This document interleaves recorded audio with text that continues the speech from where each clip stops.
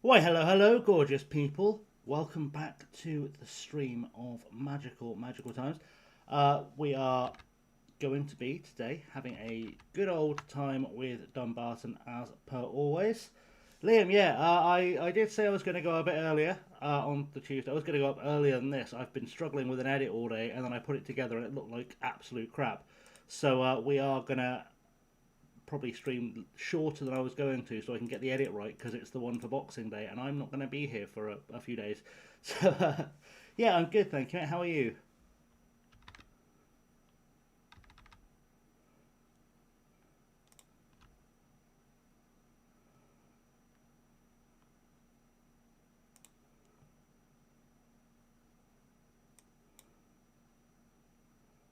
Sorry, bear with. I'm lurking on another chat. Elodie is heading out today to tend to banking gross. Fair enough. Fair enough. So I've got like three things going on at the moment because I'm keeping a little bit half an eye on our fellow Swindon supporter, A1 Ward. He is currently in a playoff final with Edinburgh City on t'other stream. He's about to end his stream, but he's currently having a time out there. He looks like he's about to get promoted, which is nice for him. But in fact, let's give him a little in chat shout out. So anyone who wants to see another Swindon fan can find him as well.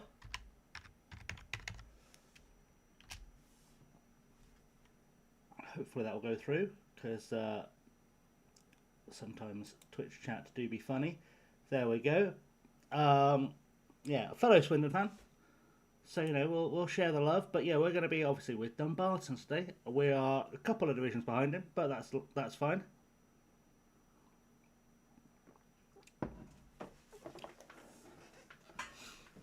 Small possibility that we may see him in chat shortly, but yeah, we are on our run through Scotland. We are not in fantastic form, despite what the league table will show you. I would suggest, I don't think the form is quite where we want it to be because we're fifth in the table, but those last 5 games have been disappointing to say the least. But we will live with the disappointment. That's how football is, essentially. So such is the good life, right? Such is the good life. We'll make the best of it. But yeah, like I said, I was going to go up earlier. I was stuck in an edit. The edit came out and it looked like utter dog shit when it came out the other side. So I am going to stream slightly shorter than I was going to today. I was going to go for like an 8-hour stream. I think I'm going to come off at about 11ish. Finish the last minute Christmas stuff and also get that video re-edited so it looks nice for everyone for Boxing Day because it will probably be the last one for a few days. So I want to make it look pretty. It is appropriately Supermarine playing on Boxing Day for the Boxing Day video. We are playing Torquay in the Boxing Day episode. Simon, how are you, buddy? Hope all is well.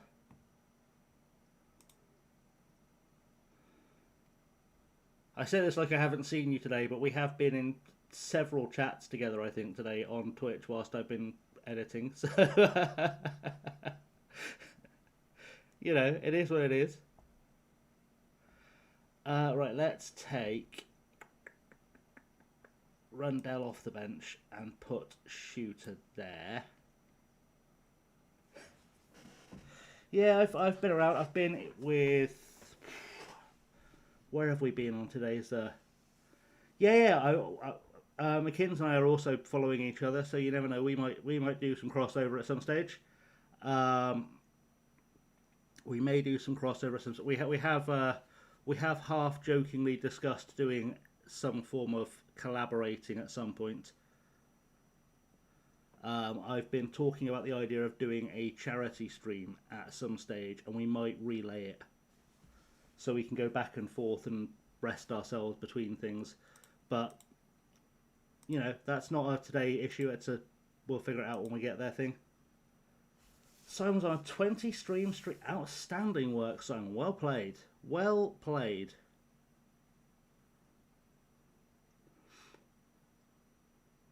What? Why are Frimpong and McGrory swapping places?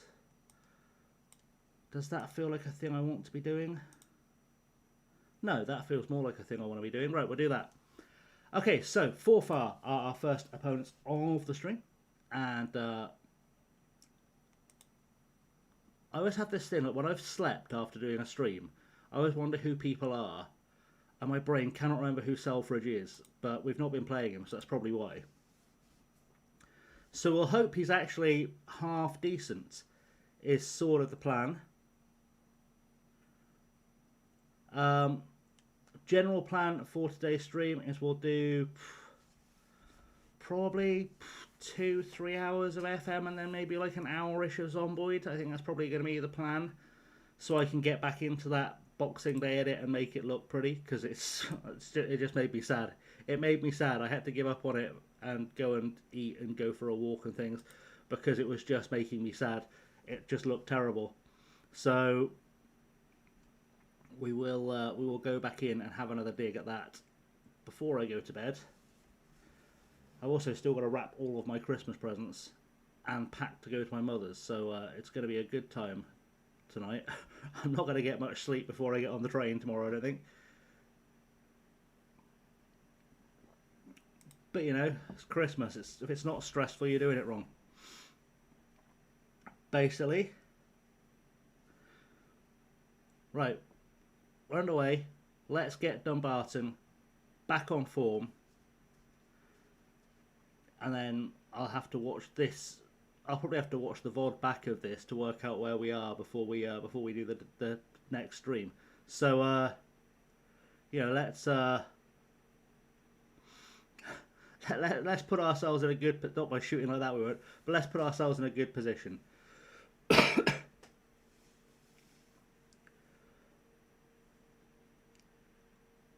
You're off to MK on Boxing Day. Should be a good day out. Well, I mean, aside from the roundabouts, MK is not an awful day out. It's not the prettiest city in the world, but I'm hoping we'll go and pick up a result. I did think about making the trek, but because I'm going to be based in Oxford over Christmas, it's such a bastard to get there from Oxford. It shouldn't be, but it really is. There used to be a direct bus, but it doesn't seem to run anymore. So I gave up on the idea of going to Milton Keynes. Also, to be fair, I probably would get killed if I go to Milton Keynes on Boxing Day, because it's also my grandparents' anniversary, and that's not good. Obviously, anniversary is great, but that's not good. Tactically, that's a problem.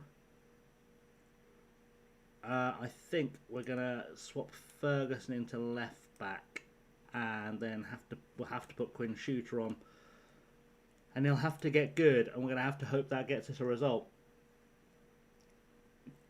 But playing 70 minutes with 10 men having crippled one of their players was not exactly prime real estate for us. It has to be said. It was not really what we were looking for. It's not necessarily the one. Neither was that. That's not helped us at all. That has not helped us in the slightest. But it is what it is, you know. Such is the good life. I think Mr. Ward has achieved his promotion. I think the promotion has been secured. It's looking good over there. Let's put Roy in the centre, shall we? Let's make that a thing. That feels like a smart move. In fact, out of possession. Yeah, that's sort of what I want to be doing. Out of possession. Well, I mean, Ellie, I'm sure Liam will be making fun of the MK Dons fans, because we are going to Milton Keynes on Boxing Day to slap the piss out of Milton Keynes Dons as we continue our march on HMS Pistol League at Swindon Town. And yeah, we will undoubtedly go there, come back with 3 points, because they're not a real team. So if you can't beat a fake club, you're not doing it right. That's what I would say. If you cannot beat the fake club, you're not doing it right. Ali Roy has scored. Excellent stuff.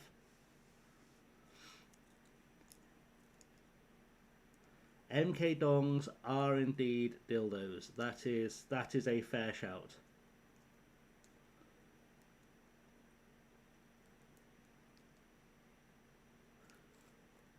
Which would be offensive, but they're a plastic club and can go fuck themselves, so it does make sense. One day they'll stop being the most hated team in England, but that won't be in my lifetime.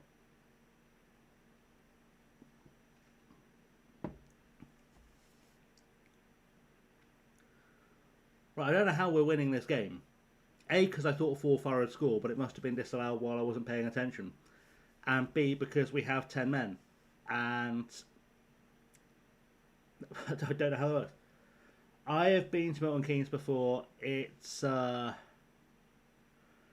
will give, Jesus Christ, what a goal. I will give them credit. It's not the worst ground I've ever been to. It is a bit soulless because it's a massive ground and they don't have any fans because they're not a real club. But it's a nice ground. It's just pointless. I don't know why they've built a ground that big because they will never fill it. That ground will fall apart before the day comes where they fill it.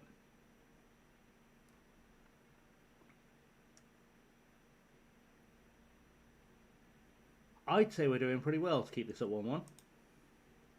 It might be when MK goes bankrupt. I don't think they'll ever go bankrupt.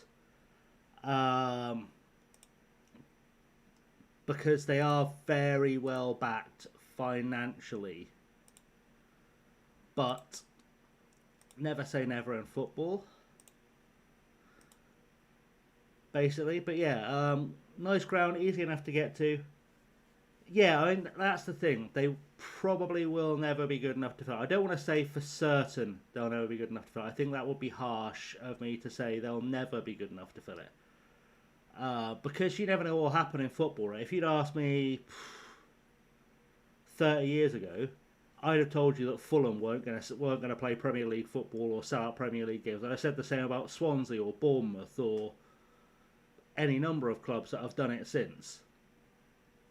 So I never like to fully prognosticate future success or failure, especially because all it takes is for one oligarch to buy in at Milton Keynes for whatever reason and start spending hundreds of millions of pounds on players, and then the plastic fans will come because the plastic fans always go where the money is. I know it sounds harsh to talk about fans as being plastics or whatever, but I sort of base things on what I see through my life experience. When I was a kid, you never met a Chelsea fan. You never met a Chelsea fan. Chelsea fans were rarer than unicorns because they were a small, unfashionable sort of club that had some success in the 70s and had done nothing since. And then the money came in, and so did the fans. So I don't want to be saying they'll never be at that level, because it does. All it takes, genuinely in football, all it takes is for that one wealthy backer to come in, start chucking money around, and that's kind of the ball game. I want Langen there, and I think I want to take off Ouattara for Payne. Just fresh legs, just to freshen things up. That's it. Wrexham never thought they'd get back-to-back promotion. That's the thing, right? Wrexham were always a club that I had a lot of respect for, even when they were in the lower leagues. Their fans are incredible. They've always had incredible fans, but without money, they were stuck where they were. And genuinely, I think we would live in a world that was largely. Is that a town top? It is a town top, Alfie. Welcome, welcome. It is a town shirt because supporting the mighty town is the road to happiness, allegedly. But welcome to the channel. Yeah, we are the mighty town, and this is what we do. And yeah, we are fostering good town vibes at Christmas. We've just been talking about how we're going to go to Milton Keynes on Boxing Day and absolutely slap Milton Keynes. I don't see people going to support Milton Keynes given the history of how their names linked to Wimbledon. I mean, yes and no, but it's one of those, like, if you talk, like I said, I like to look at football through the lens of history, right? And Milton Keynes aren't the first club to have moved a long distance in relation to their fan base and come through the other side with kind of all sins forgiven and washed clean. I mean, even if you look at, like, Arsenal moved from South London to North London and they've become Arsenal, right? But that was controversial at the time. So it's not unheard of, but it's going to take time. Like, no one of my generation would ever be a Milton Keynes supporter because we already had clubs that we supported when they were invented, right? When the franchise happened. But I could see how someone who wasn't alive when that happened, who grows up in the Milton Keynes area, would become a Dons fan. I can see how that would happen. And Milton Keynes as a city is only ever going to keep expanding.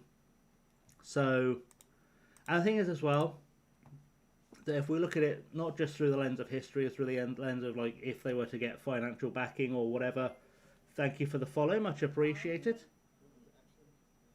That was actually perfect timing because I was going to talk about the new stream elements things we've got going.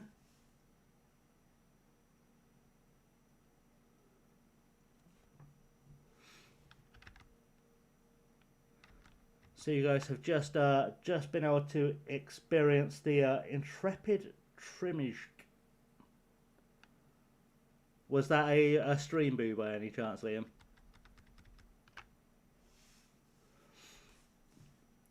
Yeah, you've seen my brand new follower video. Do you guys want, while we're between matches, do you guys want to see all the other sexy new things that we have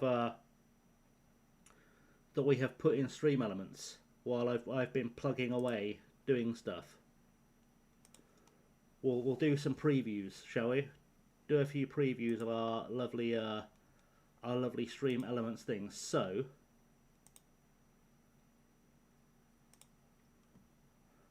this will balk the things up top a little bit, but it's fine. We'll make it work. Is there a smart button? I don't know. So where are my alert boxes that I can trigger for magic? Just to make sure I know which ones I've got set up. Okay, so you've just seen the new follow one. The new sub one has and hasn't been working. So we'll see if it's going to work today. There we go.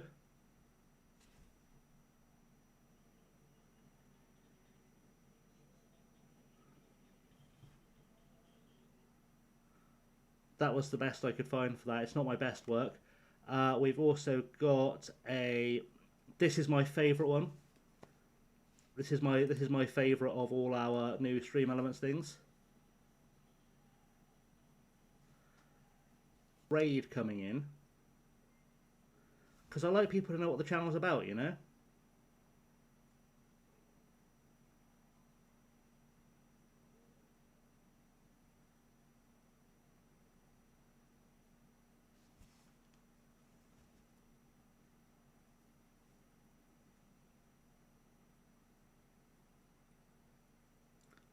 Basically, this is my favourite moment from probably my favourite show ever. But there we go.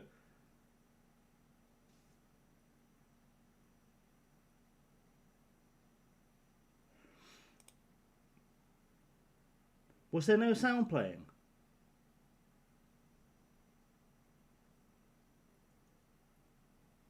That's curious.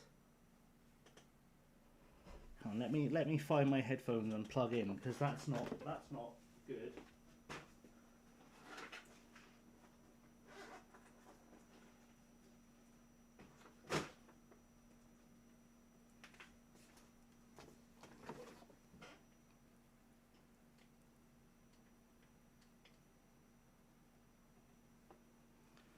Let me plug my ears in.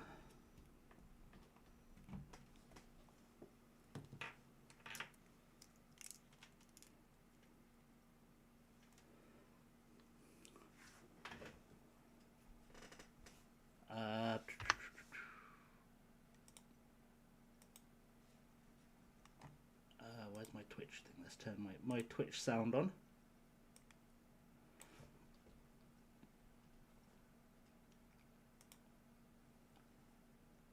But nothing, it didn't do a thing. That's sad.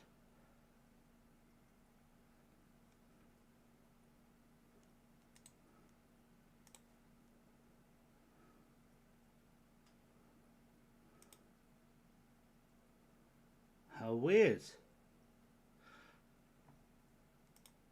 How weird. Alright, work needs doing on those then.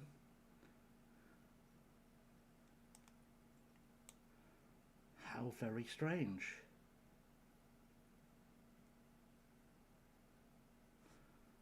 How very strange. Is it...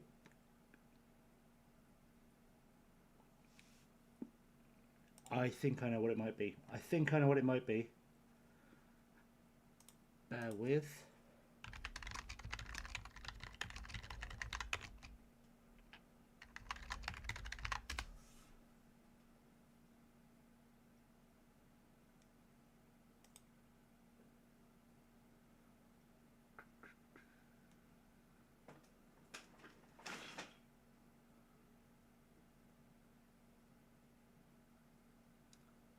I think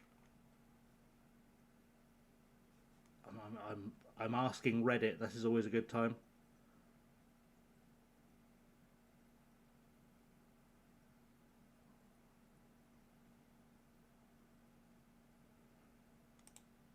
Always ask Reddit if in doubt. Ah, talking of Mr. Ward, welcome, welcome. How are you, Bert? Did you get the promotion?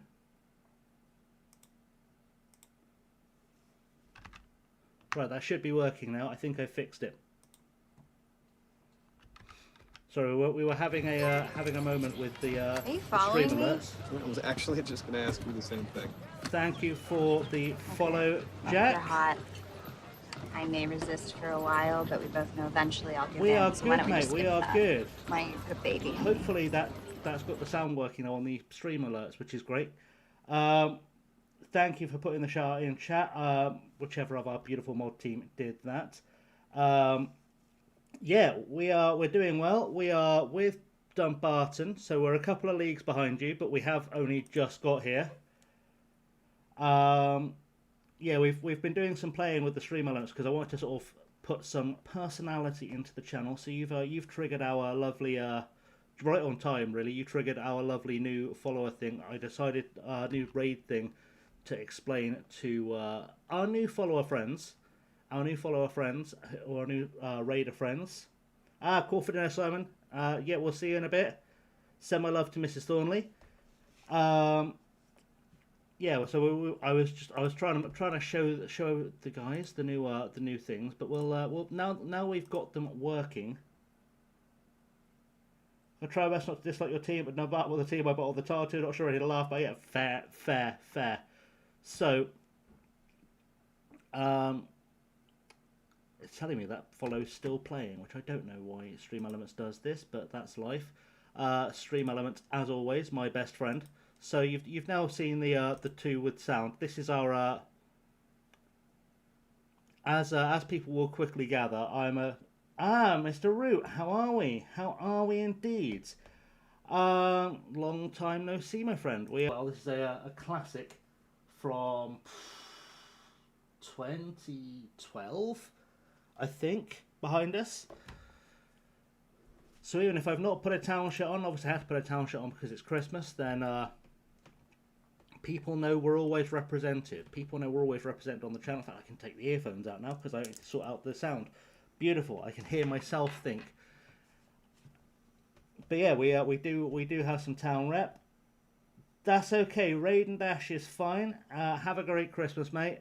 Do enjoy yourself, and we will see you on the other side. So look after yourself, and everyone who's staying, thank you for being here. Do feel free to give us a follow. We are on a lovely journey today, and we have been on a journey. So this is our third club on the journey this year. We've had a mixed bag, to put things incredibly lightly. We've had a mixed bag. So we work with Iliopoli in the Greek second tier to start off. Yeah, we got relegated there. Then went to Hemel and we lost both a playoff final and the FA Trophy final in the same week. And it wasn't looking right. I don't know why that says 28-5, then 28. I don't know what's happened there. Maidstone put an offer in for you. I missed that. Let's have a look, shall we? Yeah, and now we're with Dumbarton on our third club. Let's see. Liam has got an offer from Maidstone.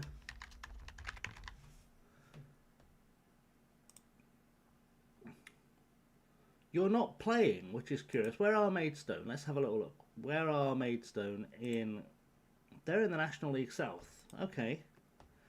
Because I think we had the issue, because we were trying to sign you. I think we had the issue where we didn't have enough money.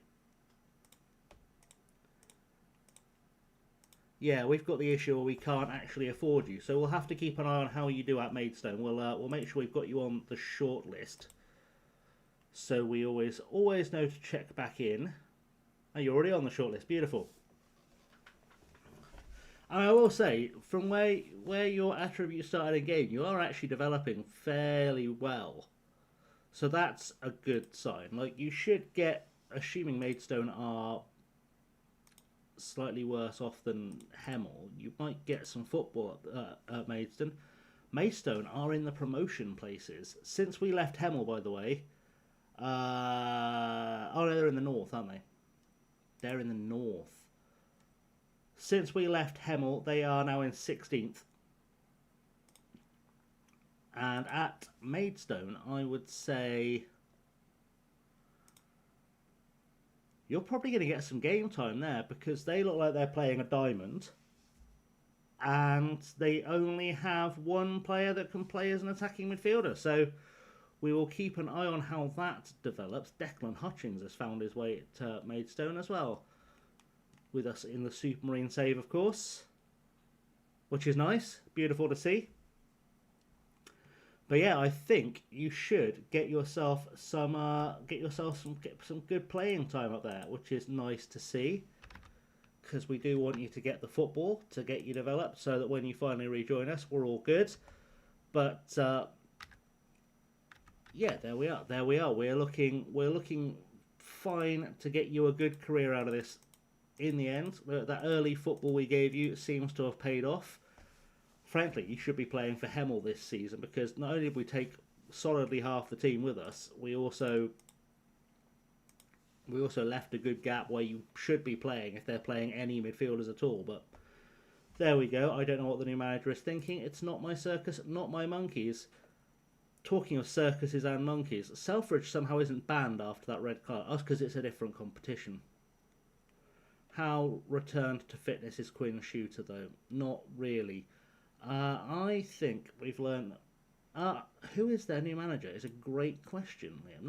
Let's go and see who the current gaffer is at Hemel, shall we?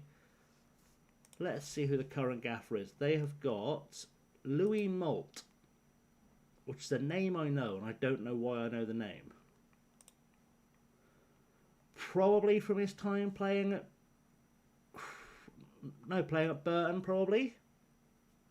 I feel like I've signed him somewhere. I feel like I've signed him somewhere and I don't know when or where.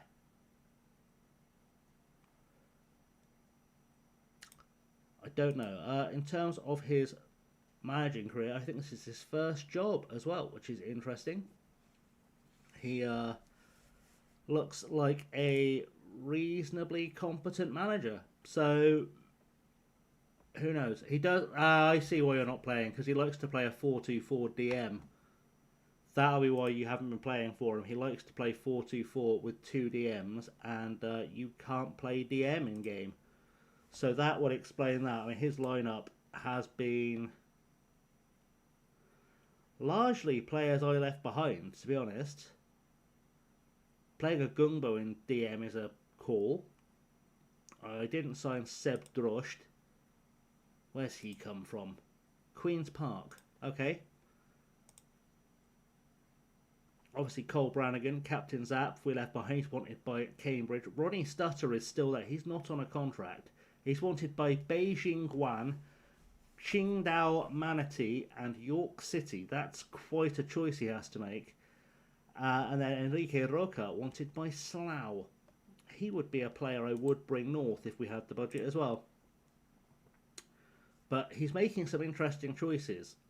I'm not sure I'd have signed another striker to play with Ronnie when I had Taj Soje there. And it looks like he doesn't fancy Big Tim much. So, I don't know. I don't know what he's doing. Don't know what he's doing there. Doesn't look like he does either, based on league position. Maybe we shouldn't have left. Maybe I feel worse about leaving now. Because it would have been nice to have seen them get promoted this year in spite of not having me. Is there anyone missing from the bench that I'm worried about not being there? Probably not. No, we're fine. We're fine. Alright. So, up here in Scotland, we are trying to reclaim our form because we were at one stage sat second or third in the table. We're now sat in ninth. Just a few games later, which is not ideal.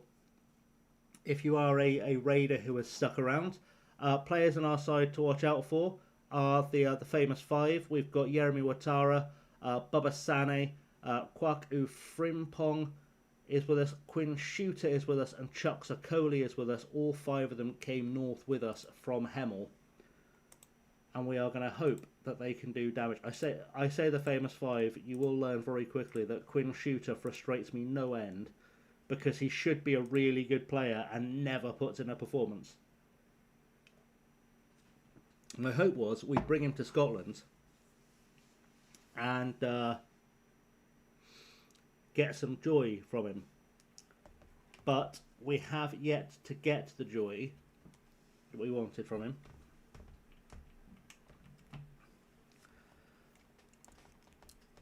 Very concerned that things aren't showing up in Discord chat that should be. I don't know why. I do not know why.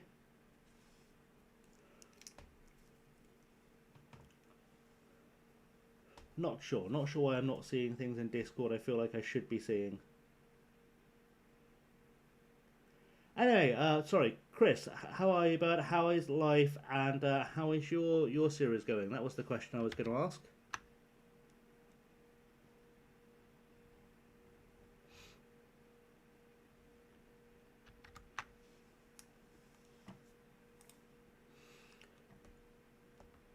In fact, while I'm here, let's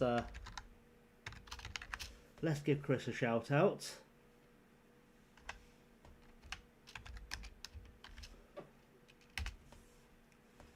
Root and I have known each other for a long time now, and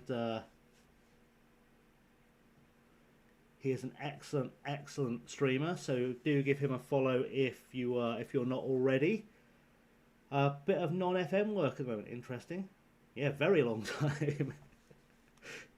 I was having this conversation with Lama the other day that it's weird how quickly time passes in the FM community, in that so many of us have known each other for so long now. It's wild. And we don't really sort of cross paths nearly as much as any of us would like, I think, just because we're all always doing our own thing separately, but, you know, it's lovely when we do cross paths.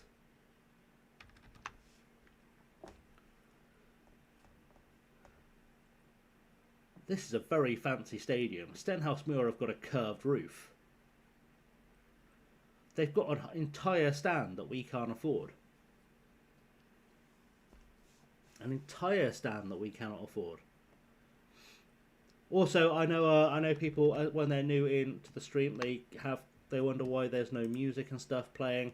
It is because I am streaming to YouTube as well as Twitch, so I don't want to trigger their copyright nonsense. So I play it safe, but you know, feel free to apply music from your own devices when we're playing FM. When we play some Zomboid later, I may put on some music though, because exciting pre-Christmas news is that I have signed a band to manage. I am going to be managing a band, and I may introduce you guys to some of their stuff at some point later tonight, because I think Liam especially is going to really like them. I think it'll be very much Liam's speed.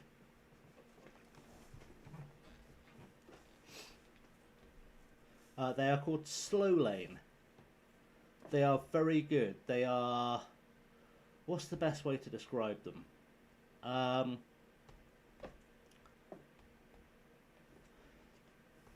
Think of like...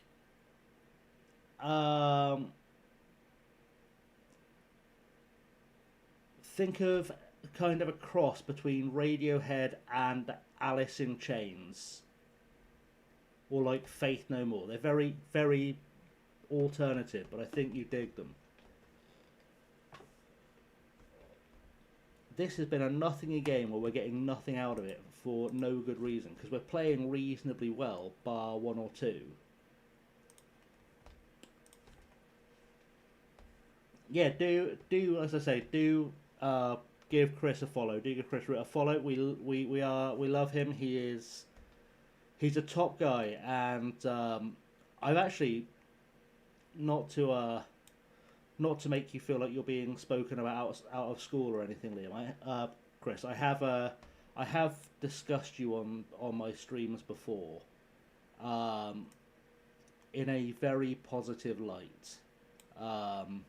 So for those who didn't hear the story and don't have the pleasure of knowing Chris as well as I have become privileged to over the years, I was going through a very bad time a few years ago, which I'm sure Chris will remember, and Chris checked in on me constantly. He was one of the very few people in my life who was checking in on me constantly when I started saying how I was having a bad time in videos and stuff. So will always be someone I consider a very good friend. So do go give him a follow if you're not already. He is a top guy, and a privilege to know. Genuinely a privilege to know.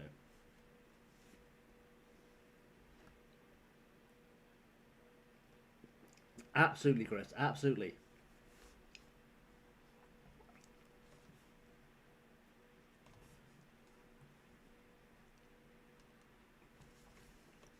So yeah, we cannot give Chris enough love.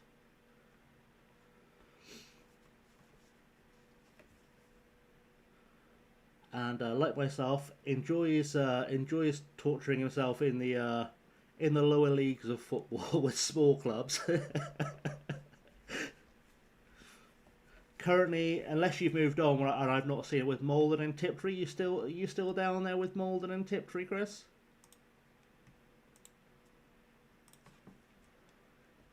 That was a terrible result given the stats, by the way. That was an awful result. This is kind of demonstrative.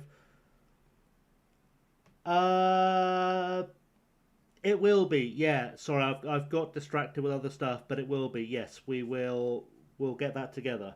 We'll get that together. Life has had some things happen, but it is a thing that's still in the pipeline. I just need to get everyone together for it. for those who, I don't want to overhype and underdeliver, but there is talk of there are loose plans to do a video that will involve myself, Chris, Ank is I think coming aboard for it. Muno, who I'm sure a lot of you know, is going to be involved in it, and possibly one or two others. I think Katie might be joining us as well from WFM show. So we'll have, when we've got things together, I will let you guys know more. But it's quite a fivesome so far. We'll be having a little chat about some FM.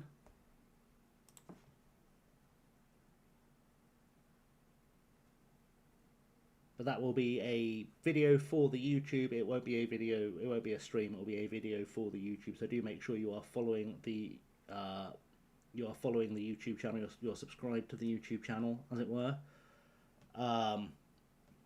Also, Stream Elements with a great pop in there, because I was going to say as well, if you are going to be, I know every streamer has said this. You'll have heard it 1,000 times, but I will be checking my Discord on Christmas Day. Do feel free to go in there and join it. If you're going to be on your own on Christmas, or you just want sort of to know someone is there you can have a chat with at Christmas, do feel free to pop in. I will make sure I am checking it regularly, so that if you need to have a chat, I will be around. Because nobody should feel like they don't have someone to talk to ever, but certainly at Christmas it is a fully friendly space. It's a completely safe space. Whatever you're dealing with, you can talk about with me in there, or you can DM me. It's fine. We are open to all, as you would imagine, because if you were not reading the tags that are on the channel, I am both a queer and a trans streamer. Trust me, there's nothing you can shock me with. I am unshockable, and yeah, so feel free to join the Discord, to pop in and say hi, and if you need anything over Christmas, if you need a chat over Christmas, do feel free to be in there. Yeah,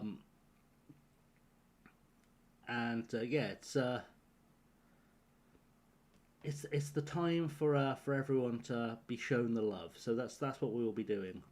I won't be, as you can tell from the stream title, if you're on Twitch, I won't be doing any FM over Christmas. I may be streaming over Christmas, but I'm not going to concrete plan it. And if I am, it won't be FM, because I am going to be at my mother's, so I will have an Xbox with me, I'll have a laptop with me, and I'll have a capture card with me. And if I get some downtime where the family have sort of gone for a nap or whatever, I might pop up on stream briefly just to fill some time and keep you guys company or whatever. But let's not count on it just because adjusting them. Are you following me? I was actually just going to ask you the same thing. Okay. Look, you're hot. I may resist for a while, but we both know eventually I'll give in. So why don't we just skip that? Why don't you put a baby in me?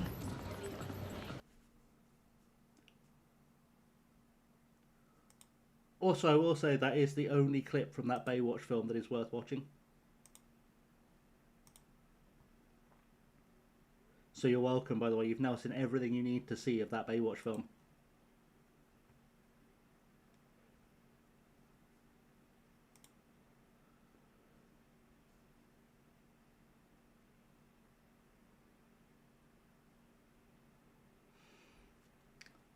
Much praising hands, Doink.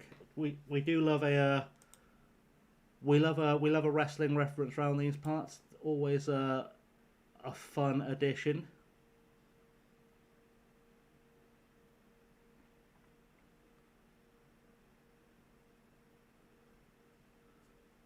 A good friend of mine. This is random lore that Kit's gonna miss and.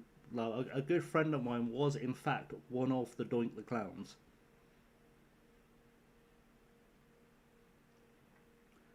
My good friend Dusty Wolf, who was a wrestler in the WWF in the late 80s and worked for every territory going, was actually one of the Doink the Clowns. But he and I have known each other now for 20 plus years.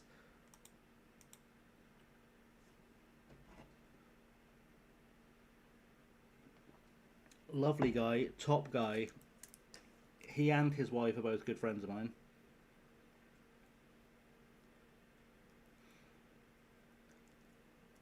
And he retired from the ring to become a university professor.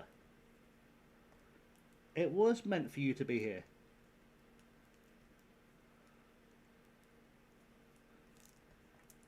I believe he is currently teaching Civil War American history at,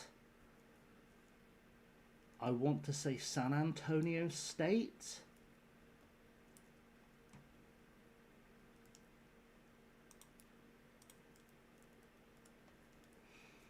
There you go, there's some random out-of-the-box wrestling trivia that no one was expecting or asking for.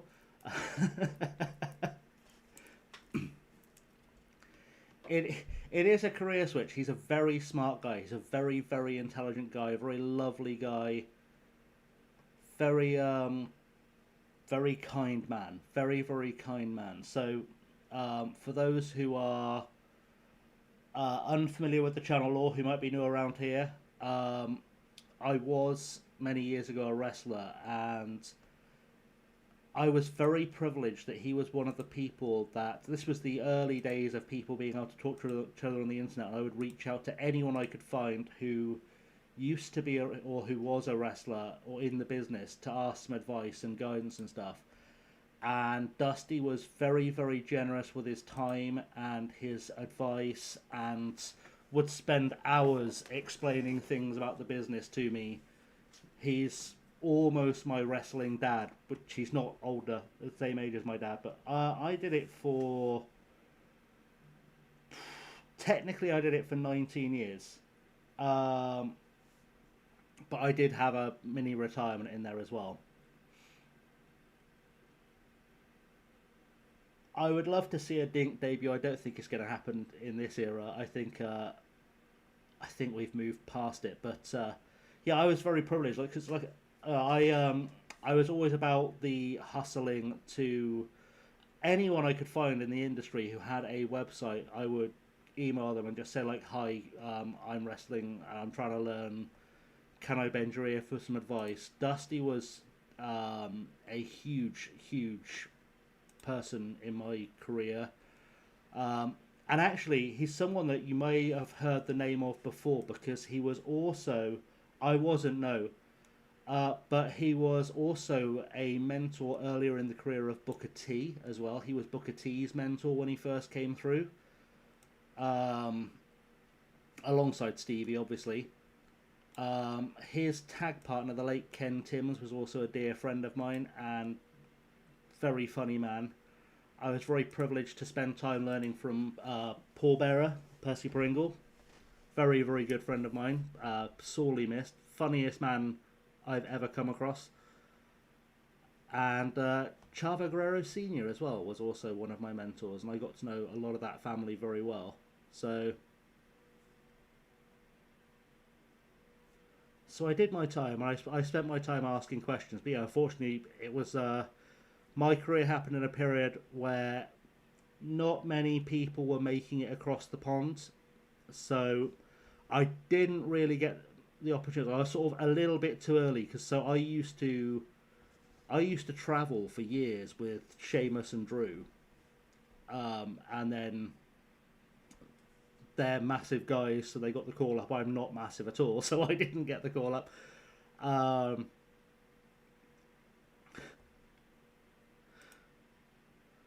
But yeah, you know, I had a good time. I got to learn from some good people. I wish I could still do it, but my body just will not allow it. But I'm happy doing what I do now. So, such is life. I had good experiences. I got some good stories. I got to hear some fantastic stories.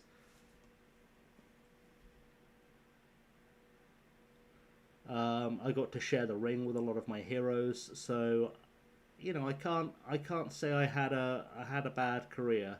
It was just sadly a little bit too short and a little bit too limited by the fact that I'm only 5'11". So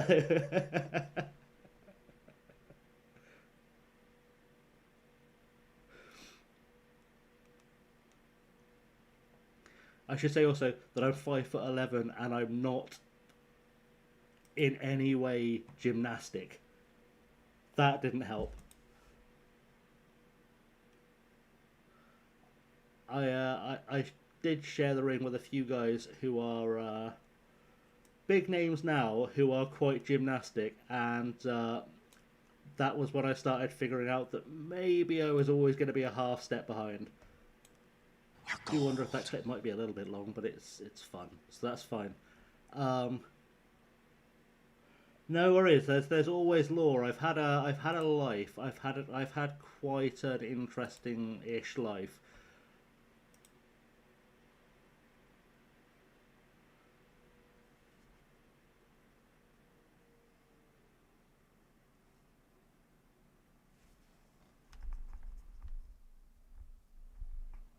So bear with me. I've just realised my microphone might be a bit too low. Uh, there we go. Hopefully that's better.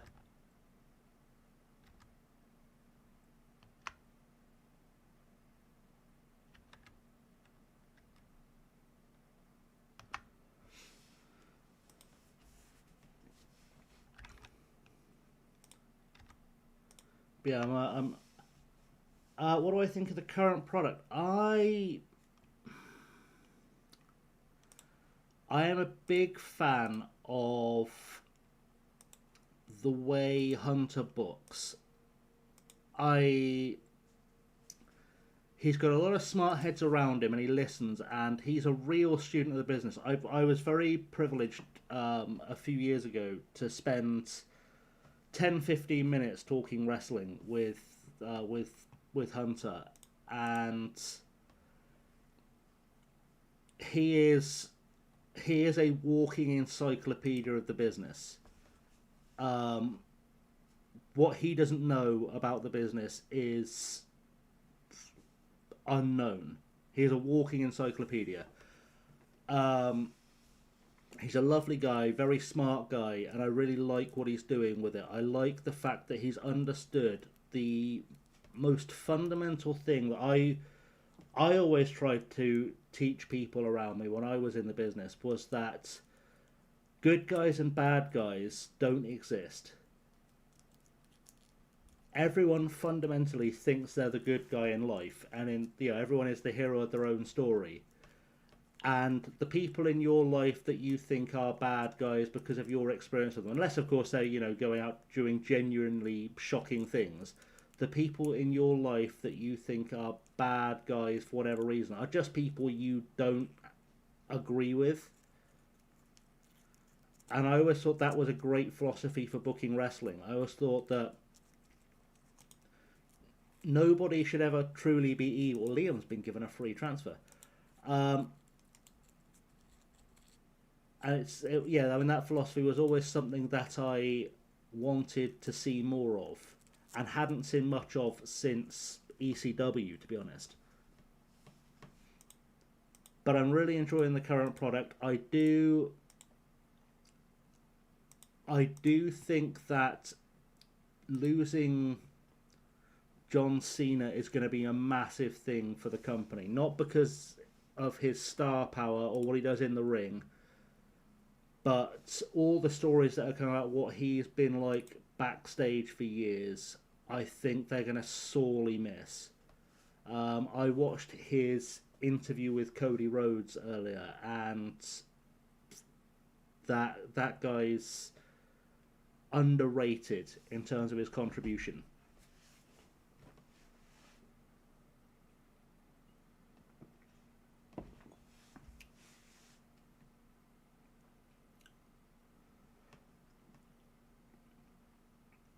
Um, I loved the finish, and I thought the opponent was perfect. Gunther is the perfect guy to be retiring John Cena.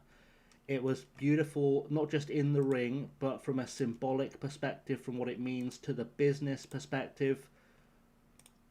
The execution was perfect. You couldn't have imagined a more perfect finish. And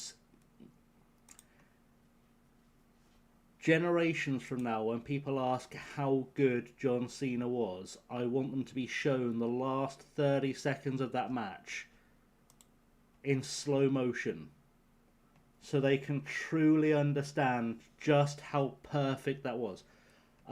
There's a moment at the end of that match, and if you're a wrestling fan, you haven't properly seen it, there's a moment just before Cena gives up where he very briefly gets this light in his eyes, like he's going to give it one last fight, and then realizes he can't do it and gives up. And it's incredible storytelling.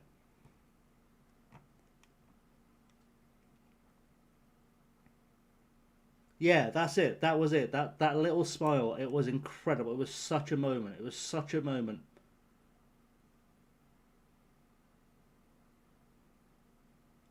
And he deserves every inch of the success that he's had. I first encountered John Cena in 2000 when he was still with UPW, and he was always the guy that you see in that Cody interview. He was always the first one to arrive, the first to leave, the first person to ask a question, listened more than he talked. And it was no surprise to me that he became the star he did. It was no surprise. But it's also no surprise that he's become the man that he is.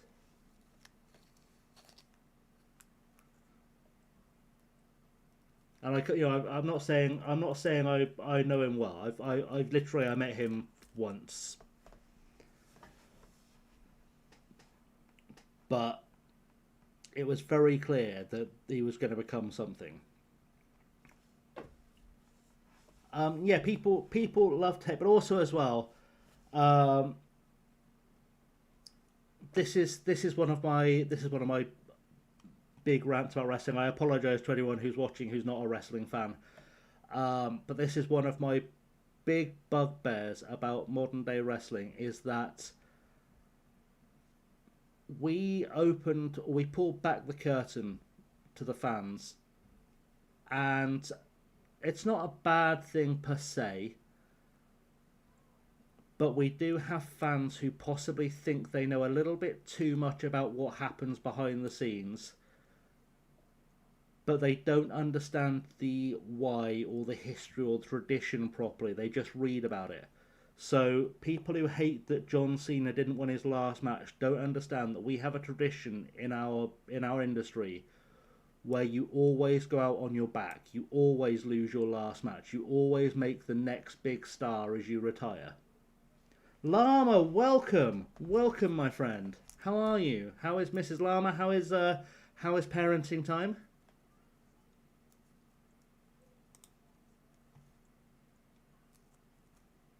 So I've been telling Doink some stories about the wrestling days and having a chat.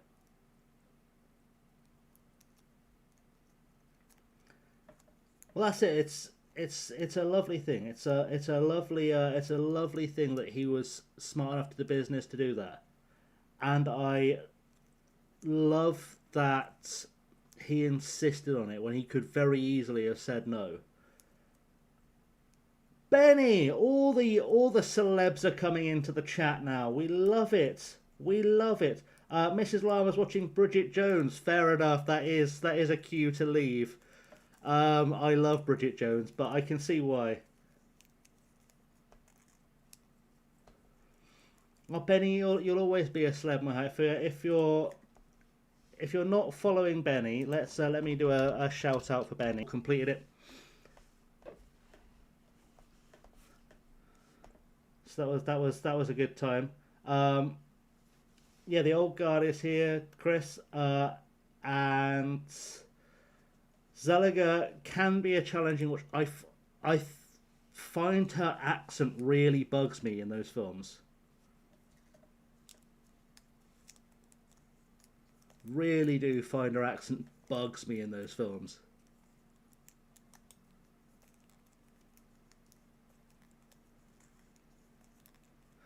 Benny, I was just discussing with with doing some grappling stuff, and we were I was telling some stories from my days on the road, and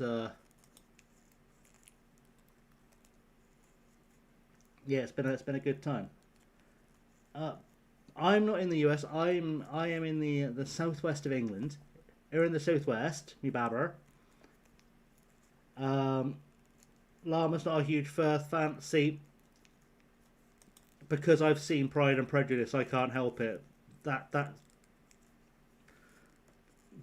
that one scene, never be able to get enough of Colin Firth. Uh,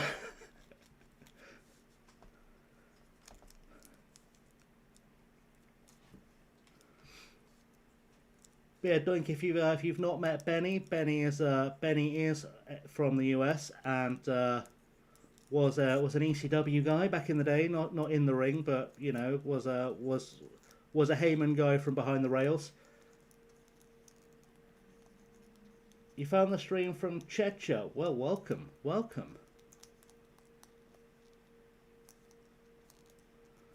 It's a lovely part of the world, is Checha.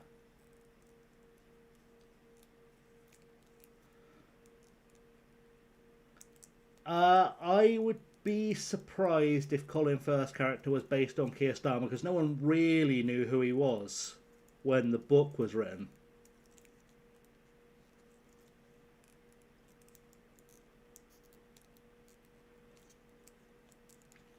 I mean, the Bridget Jones book, the first Bridget Jones book was what, 97, 96?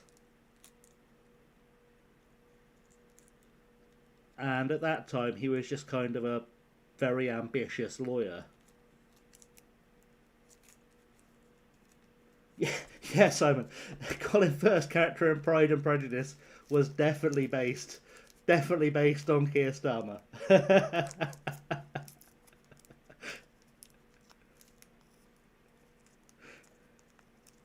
Jane Austen saw that coming.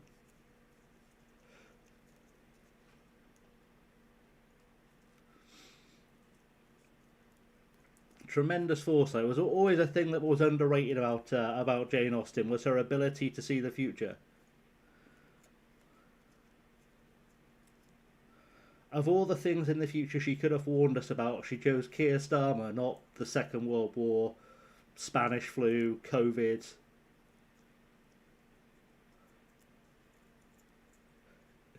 She went, nah, that Keir Starmer guy, I'm going to write a whole book about him being slimy.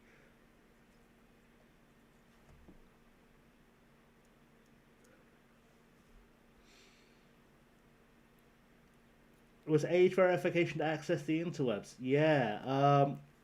Well. Well, Austin Damas was her other pen name. Perfect. You've been dropping some banging jokes today in chats, by the way, Simon. I've seen them. I've caught them.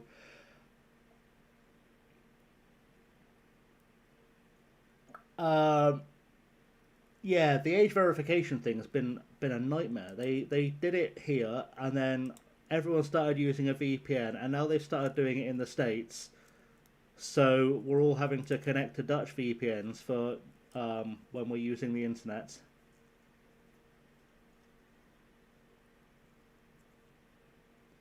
Yeah, I can't disagree, Llama. I can't.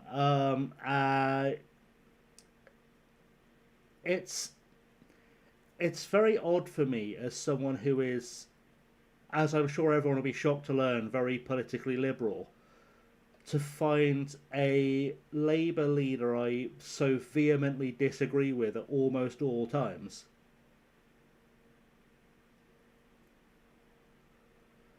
It's very strange. It's very strange because like even Tony Blair, I found like I could see good things in. Like, as much as he did like to bow to the right a little bit too much, at least I could understand the logic of what was happening. Whereas with Starmer, it's less bowing to the right and more getting on his knees for them. Yeah, unfortunately, he is becoming less liberal more quickly than most Labour leaders. I will say that he is the Labour leader or the Labour member I don't find the most disagreeable. I'm most disappointed by Wes Streeting, to be honest.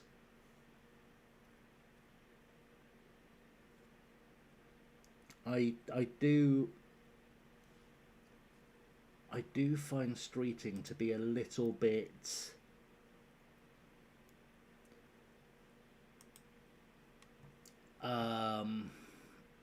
obvious in his self-service. That's true, Lama. It is true. He did privatise more state assets than Thatcher, but at least he didn't. He did a good job of hiding when he was being slightly terrible.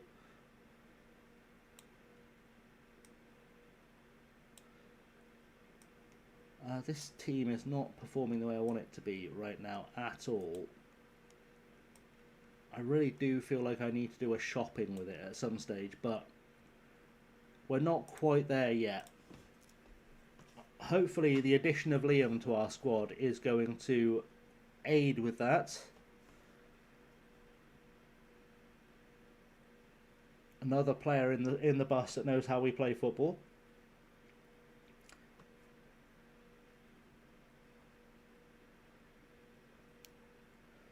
Yeah, I do find it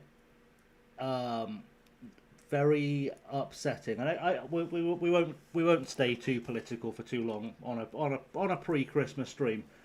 But I do find it disappointing that Wes Streeting is the man, as a gay man, is leading the charge on the modern Section 28. I do find very disappointing.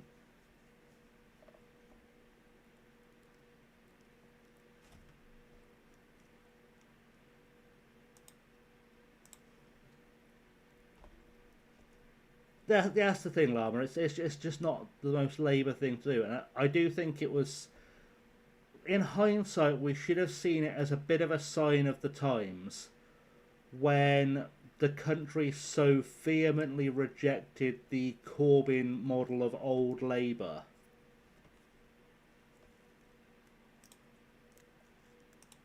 Like, I think maybe, and this is on all of us as an electorate, maybe we weren't quite paying enough attention to that and the implications of that.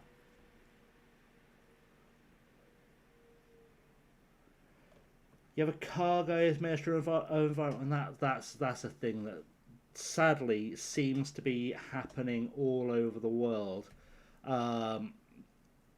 Like, if you look at the States, they've got a guy who actively denies science in charge of healthcare.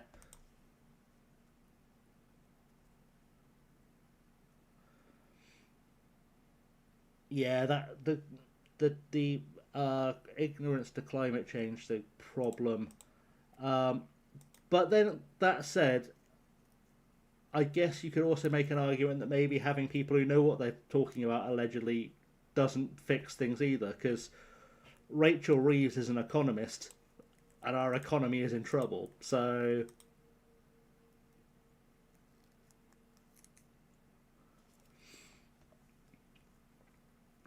you know, there are answers somewhere, but I don't know what they are.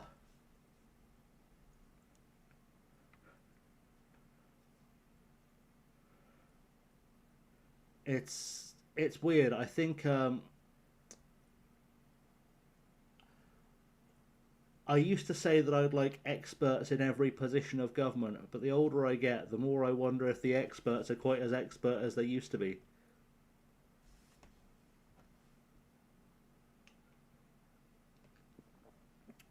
And this is not a new position for me at all, even with like the current government. If we look back, I'm trying to think of her name now. Let me do a Google so I can remember her name. Sorry, so I can be told her name.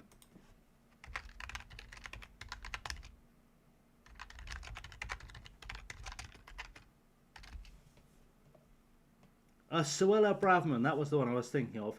So Suella Braverman, who was the previous Secretary of State, her day job was that she was an immigration lawyer and she doesn't understand how immigration works.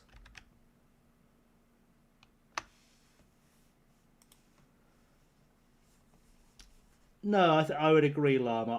I would agree. I think we maybe got hoodwinked a little bit into thinking maybe knowing enough about one is the same as knowing about the other.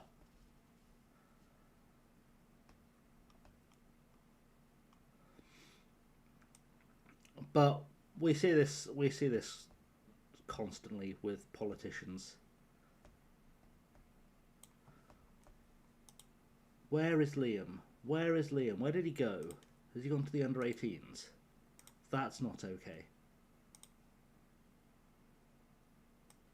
Because he should be sat on our bench. Look up a player, Doink. Who would you like me to look up? I will let you know in advance that in terms of the nations we have loaded, it's a wide database, but it's not a massive one. So, Ladislav Krejci. Also, if you let me know if I pronounce stuff like that wrong, because I like languages. So if I'm pronouncing things like that wrong, do let me know.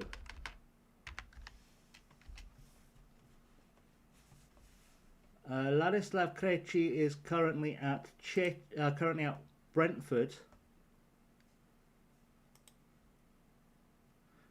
Had a season at Olympiacos. Well, a season at Olympiacos before joining Brentford. Didn't have the best of seasons at Wolves, but let's face it, par for the course. But he seems to be having a respectable year this year. I have Fog of War on, so we can't fully see his attributes. Are we still calling this Fog of War? Is that I know they took it out of the game. Is that not politically okay anymore to call this Fog of War? It is a random move to Olympiacos, but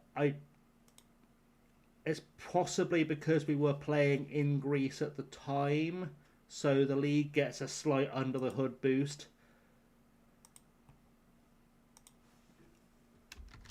Robert Carmona.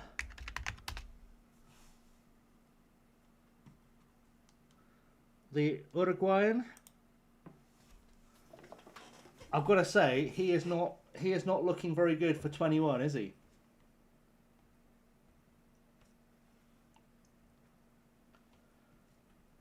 You might want to lay off the booze and cigarettes, this fella.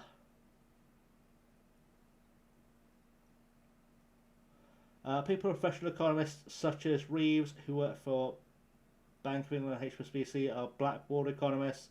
Believe in economics, they have been taught, which Reeves' case is unwavering belief in the sanctity of the market mechanism. Economists have to understand Main Street politics, the economics that affect. Lama, this is.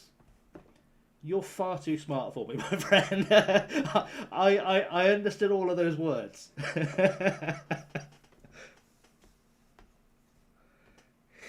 He's meant to be 63. Is this a real player? Yeah, he's had a rough paper round.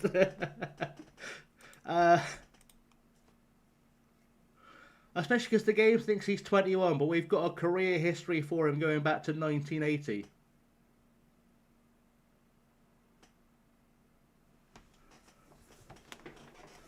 So not only was his paper round incredible, but he was playing for some very big clubs before birth.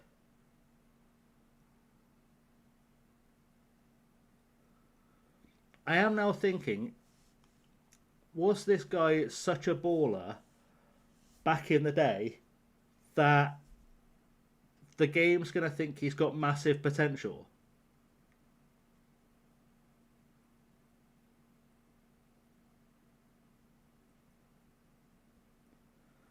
Because at 21, he'll keep growing.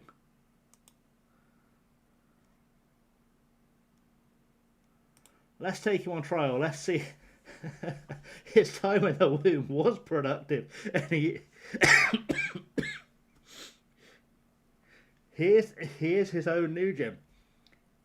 I love his biography as well. In a playing career that spanned 22 years from 1980 to 2002, well, he's had 26 years since then.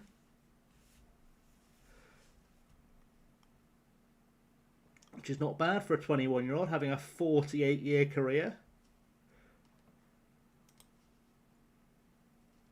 That's an outstanding find in the database, Liam. I love that. You've done an excellent service.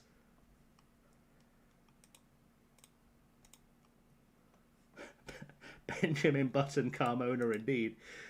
Lenny O'Sullivan seems to think he should be starting more games, which he's probably not wrong about.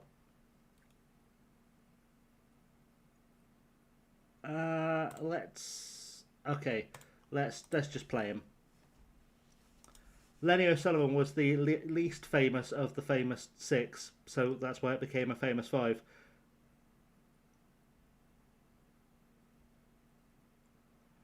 Where does he fit into my team, though?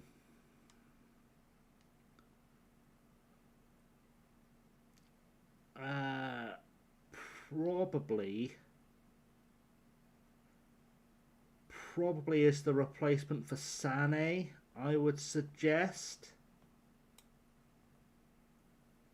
Just brings me joy. Yeah, thank you very much, Doink. Very much appreciated.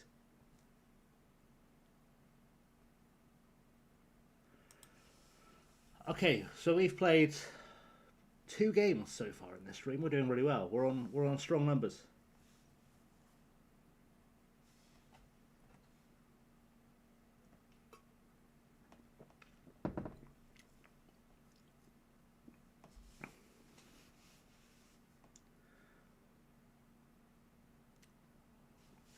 I am a big fan of Benjamin Button Carmona. It doesn't like he is. Yeah, that was rejected. Can we just offer him a deal? Breakthrough prospect. All right, Robert. To be fair, if we get rid of a player, he is affordable.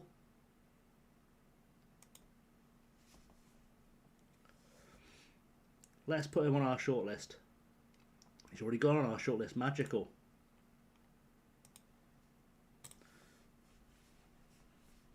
We'll see if we can bring him to Scotland. Why the devil not?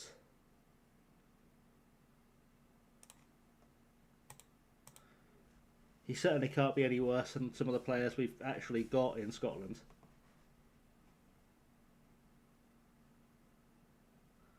That's that's a fair shout, I would say. But yeah, we're looking pretty good for getting ourselves at least to the new year and then doing some reinforcing, because that's going to be a big deal for us. We're what, halfway-ish through the season now, I think. I'm trying to do the maths. Did the Scottish 4th tier still play 4 times, or do they do the 3 times and the splits? You'd think I'd have looked this up before we got here, but I didn't. So, you know, it is what it is. Rules. League stage. Relegation. Okay, so it is 36 games. Alright. So we're nearly at halfway. Very nearly at halfway. Alright. Why is that team screwed up again?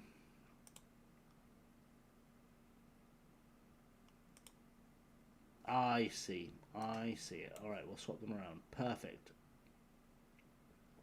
Okay, so why are you further forward than that? That's the real question. That's the real question here. I don't really want you being a wide centre-back. Let's have him covering. I just can't work out. Is it just a UI thing? They're not aligned properly, or is that? Why is that like that?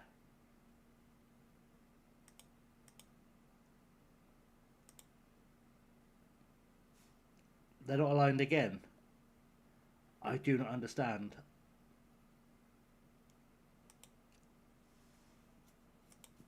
To be fair, that's probably not the worst idea I've ever had, changing those roles.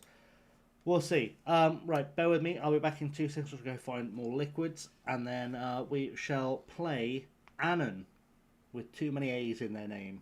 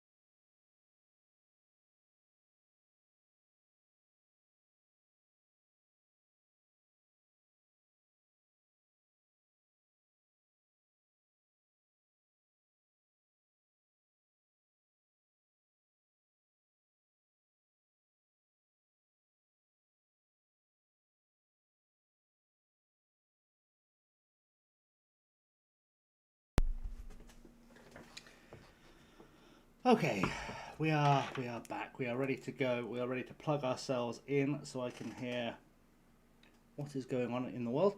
Right. So, bloody hate these headphones.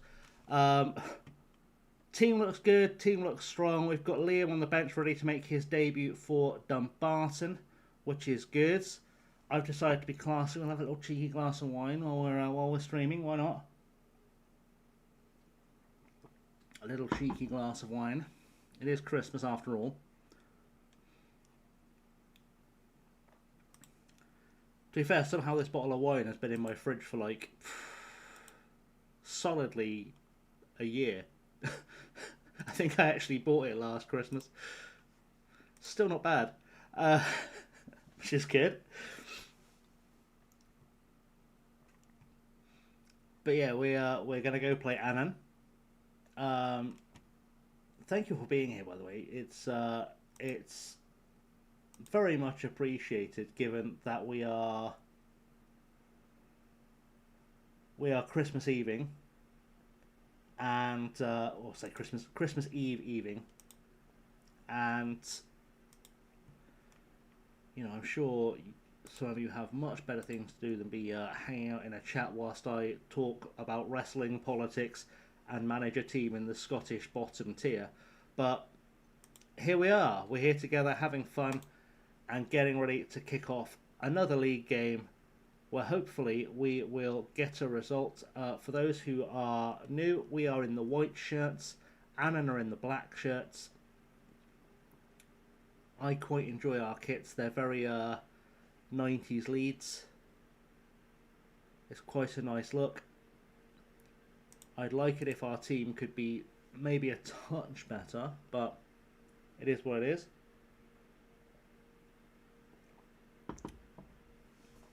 You know, we are just trying to really find that team that can come together, kick on here. Because I do feel like there are some frailties in this side that shouldn't be here. Hopefully those changes I've made to the out of possession will solidify. We know this tactic is good because we were using it at Hemel, and people have tested it on their own saves, and it does appear to be a little bit OP, but it doesn't appear to be working quite so well in Scotland, which is interesting.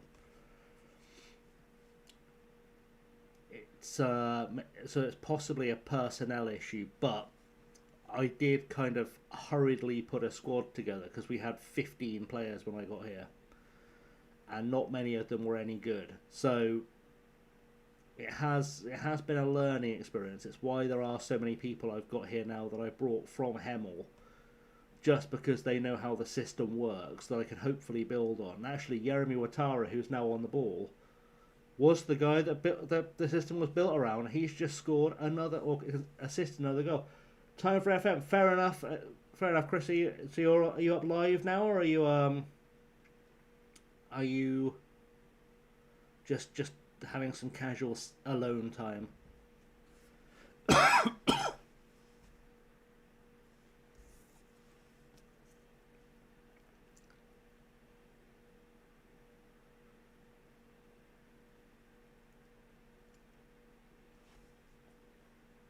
As I said before, if you're not following Chris, please do go give Chris a follow. We are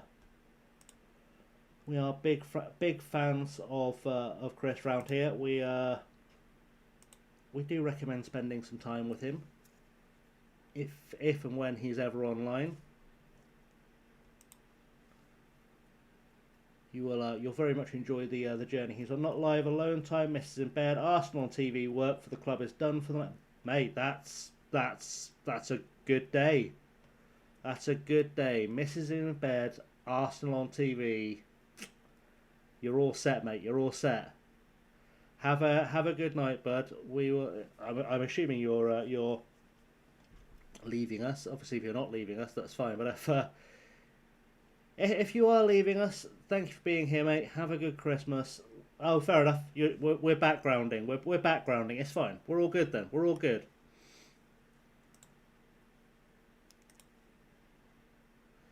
All good. We are beating Annan. We are finally almost looking like a football team, which is that was I pressed the wrong button and they still got fired up.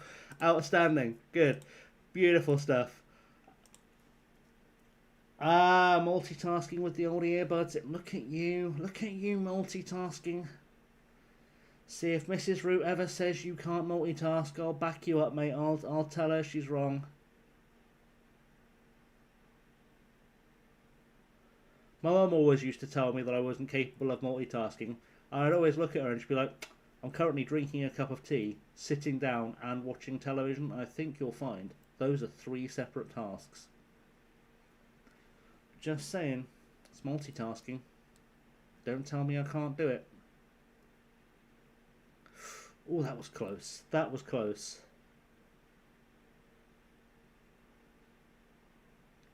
To be fair, I have taken that to a degree of absurdity in that earlier I was watching a stream on Twitch and editing and on the phone to my mother and watching television all at the same time while sitting down and drinking a cup of tea.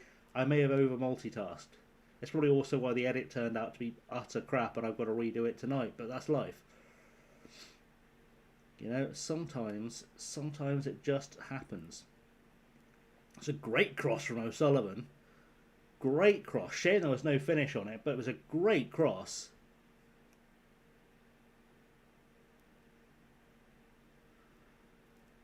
Surely was the cross of the day, and we are playing pretty well, all things considered. We do need to start putting these results together. On paper, this team should be quite strong, but it is kind of a blended family in many respects, so I can't expect miracles immediately. We'll stick Sané on at the back, and we'll stick Thompson on, which is possibly going to change our defensives. No, actually, looks like that's like for like. Frimpong can come off for a Coley, who also joined us from Hemel, of course. Ferguson off for Lang. Have I ever played Red Dead 2? I have. I have played Red Dead 2. I actually need to start a new playthrough of Red Dead 2. I didn't finish it because I made a stupid mistake early on in the game, and it sort of messed up my entire save. So I may have to revisit Red Dead over Christmas and do it properly. But that does mean I've got to go through the horrors of the first couple of missions again, which it's not my favourite thing in gaming history because it really hurts my eyes. Everything in that game looks incredible, but they've done such a good job of rendering the snow that it's physically painful for my eyes to look at.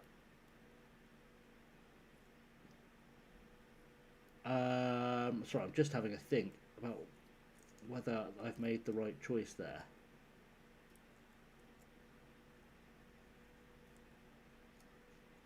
Let's take O'Sullivan off, just because he's starting to get apprehensive. We'll send Casey in. But I was a big fan of Red Dead Redemption. Also, I know this is me being as autistic as humanly possible. I'm very aware this is me being as autistic as humanly possible. It really annoys me that Red Dead Redemption 2 is called Red Dead Redemption 2 when it's the third game in the series. Really bugs me. It's a sequel to a sequel, but the sequel has become its own lineage, and it really bothers me. I know it's the weirdest thing to be worried about. Yeah. So Red Dead Redemption 2 is the prequel to Red Dead Redemption, but Red Dead Redemption is the sequel to Red Dead Revolver. Make it make sense, Simon. Make it make sense. Also, never play Red Dead Revolver. It's terrible. I think that's probably why it became Red Dead Redemption 2, is they'd like us to forget Red Dead Revolver ever happened, because it was a thoroughly terrible game.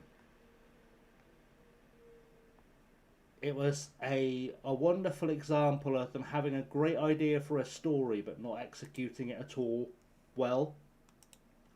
So they've sort of repurposed the story and realised they're incredibly good stories, done very well.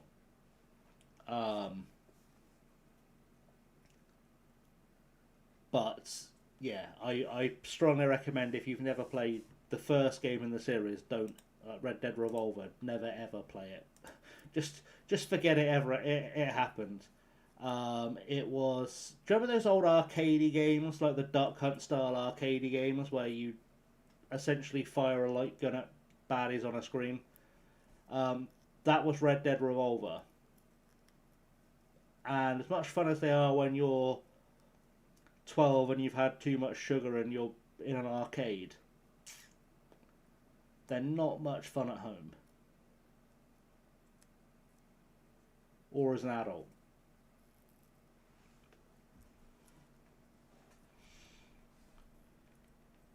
But yeah, I mean, I will at some stage. Right? I know that I sort of my focus is and will probably always be playing Football Manager on Twitch. But you guys know I like to brush. Like I like to play some Zomboid. I find it quite relaxing. I think we all have a good time with Zomboid because I tend to panic and nearly die / actually die quite a lot. But I would like to play more things on Twitch. I probably will do next year, just to shake things up a little bit. And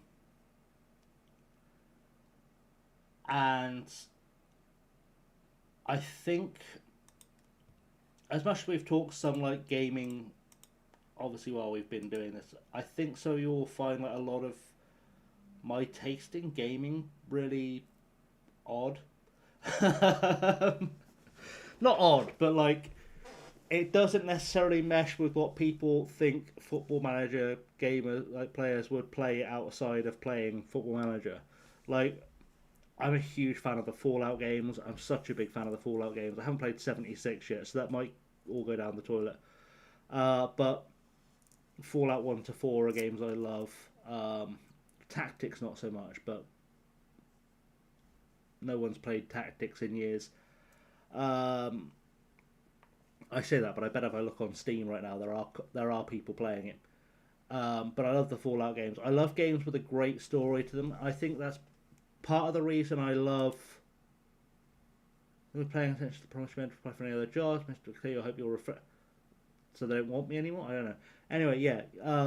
I love a game where you are involved deeply in a story, and there are games that I haven't played that I really do need to get into. Rockstar, have they ever made a bad game? I suppose if we forgive them for the trilogy remastered.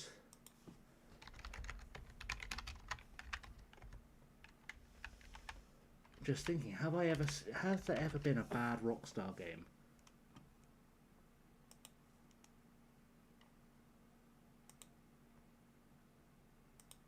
List of games published by Rockstar. Ooh. Wild Metal wasn't good. The Austin Powers games were quite terrible too.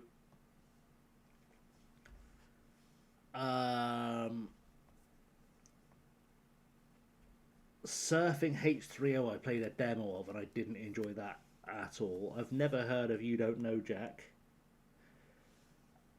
The GTA series is fine. Obviously.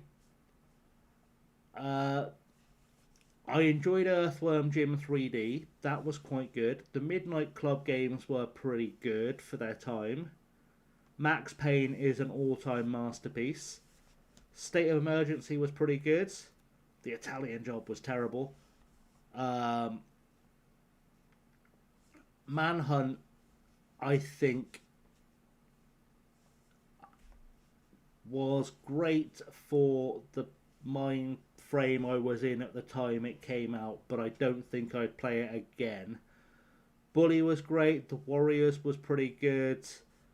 Rockstar Table Tennis was surprisingly enjoyable. Bully was great.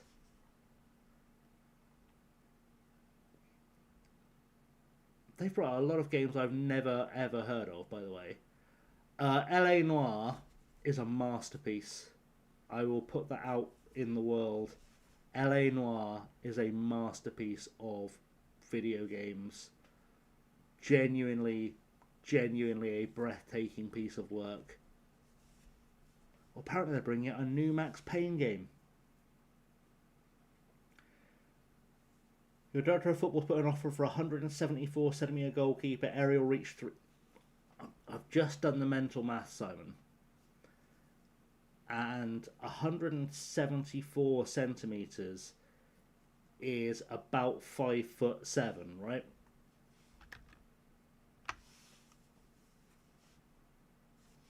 I could just ask Google. I had Google right in front of me. How tall is 174 centimetres in human height? Humans don't measure themselves in inches, you silly Google. Feet. 5'7", there we go. I did maths from the old days. Look at me doing maths of the old days. Crazy stuff. We've got money.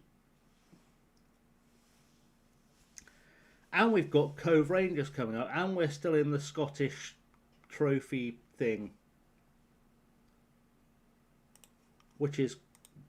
I don't know how we're still in the Scottish trophy thing. Fair enough, Chris. If I don't see you later, have a wonderful Christmas, mate. Love to you and Mrs. Root and the family. Have a good one. Do look after yourself and make the best of it, bud. Make the best of it. Always, always a pleasure to see you. And obviously, if you feel like you need a break from the family and stuff over Christmas, you know where to find me. Do feel free to drop me a DM or whatever. We'll have a chat. We'll have a catch up.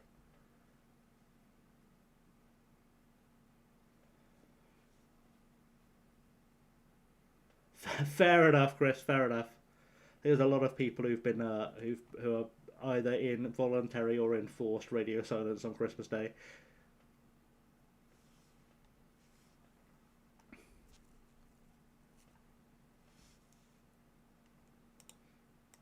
Very, very much the case, I think, for a lot of people.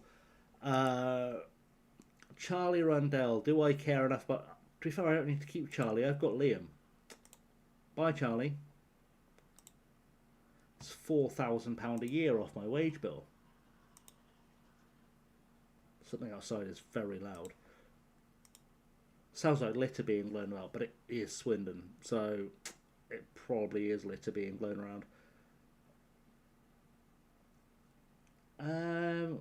Any changes needed? That probably not, to be honest. I think we're pretty solid with that team. We'll give it a go. Why not? We'll give it a go.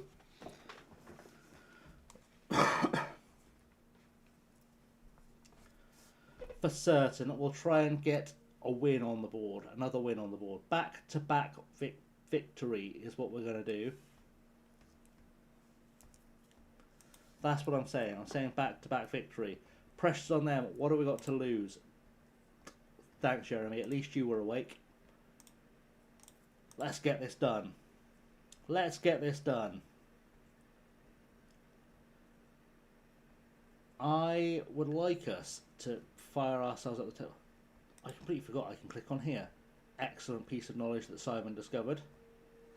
Apparently this is some kind of special.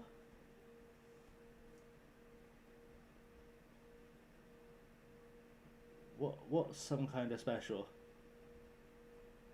The face thing? The icons? Golden Kappa. Okay.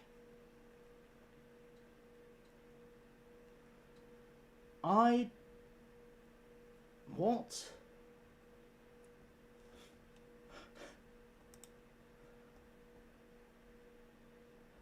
I've got a regular Kappa. Do I have a golden Kappa lying around somewhere? I'm in so many different streams, so many different things, by the way. I don't know what's going. I don't know where to find anything anymore. Jesus, so many emotes. They're so disorganized. There are some great ones in there I never use as well.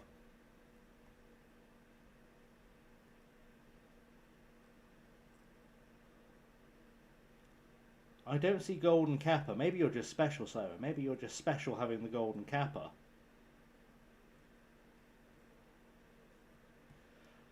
I am a fan of this one that I never use enough.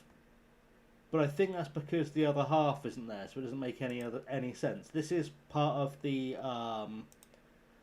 Twitch Pride collection, which I think only gets opened up if you are a queer creator. I think. I'm not sure if everyone has it or not. I think I was told only queer creators and users get that. Like, you have to fill in the survey thing, the Pride survey.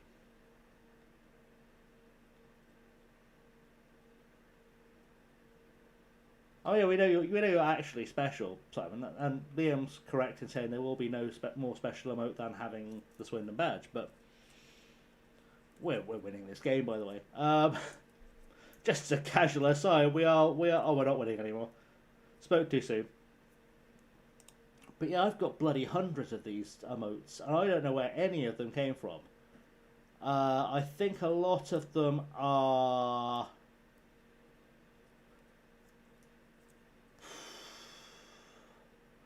Actually, I do know where. I can tell by the faces where a lot of them have come from. Let's co-score again. So I'm applying knowledge to knowledge here. But when I first joined Twitch, not as a streamer, when I first joined Twitch as a viewer,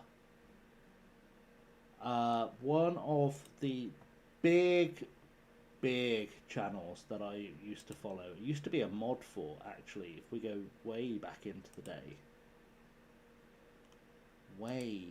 We're talking many moons ago. I'm trying to find the proper name of it, otherwise I will mess it up, because I know what I'm like, because I've met me. I'm following far too many people, by the way. How do I find all of my followed channels? You'd think there'd be an easier way to find that list than there is, as we get to half time at 1-1.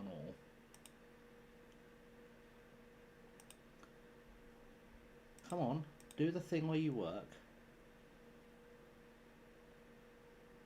Geek and Sundry. I used to be a mod for Geek and Sundry, and I think that's why I've got thousands of emotes.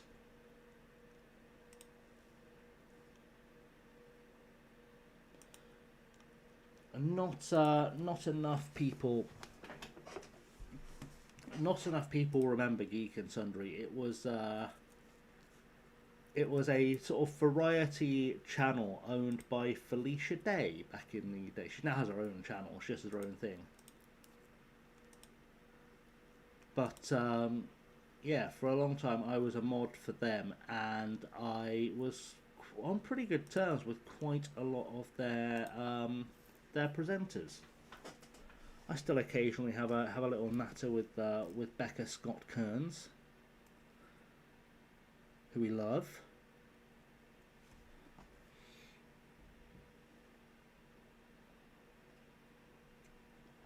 But it's a very different gaming vibe to anything you'd see on this channel as well. Like, I wouldn't expect much of the crossover from that. Like, the biggest thing on Geek and Sundry was Critical Role, which is now its own thing, because there were some fallings out behind the scenes. But it was mostly like board games, RPGs, tabletop gaming, that kind of stuff.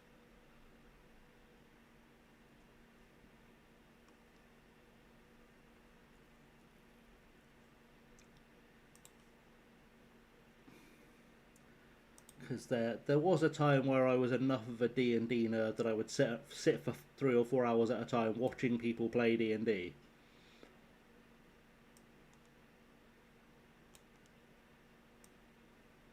Which is possibly the weirdest thing I've ever admitted on the channel.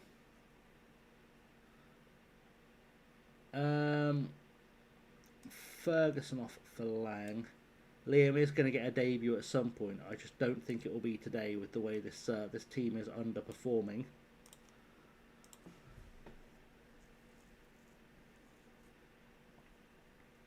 And I will say, back in the day when I was a mod for Geek and Sundry, it was a very different.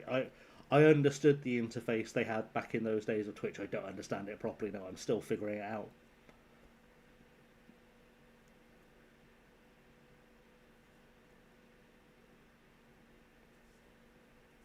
But there was a long gap between me doing that and starting doing streaming myself.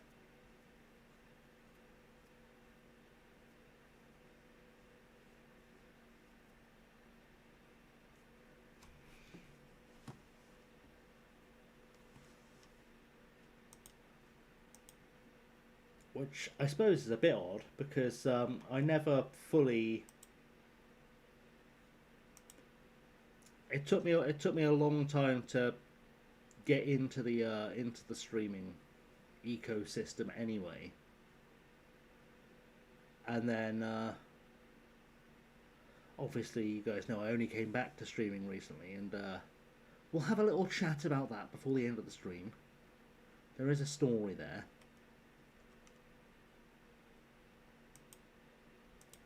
There's always a story, of course, because I always have stories, but there is a story there. I cannot believe how easily we are going down. Don't think I am enamored with it.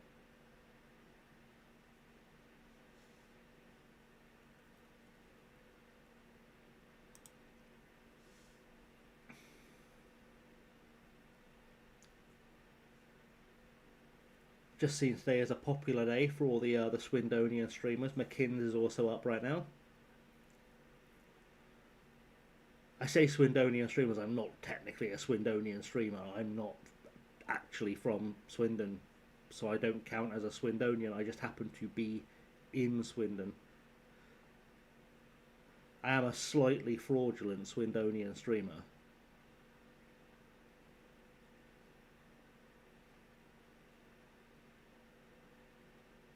But you know,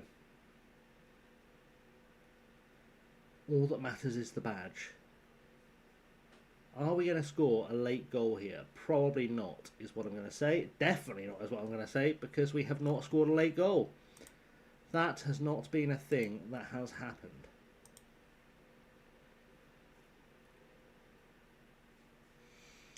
That is a thing I will say for certainties, that is a thing that will not happen. The final whistle's gone. We're up into 5th.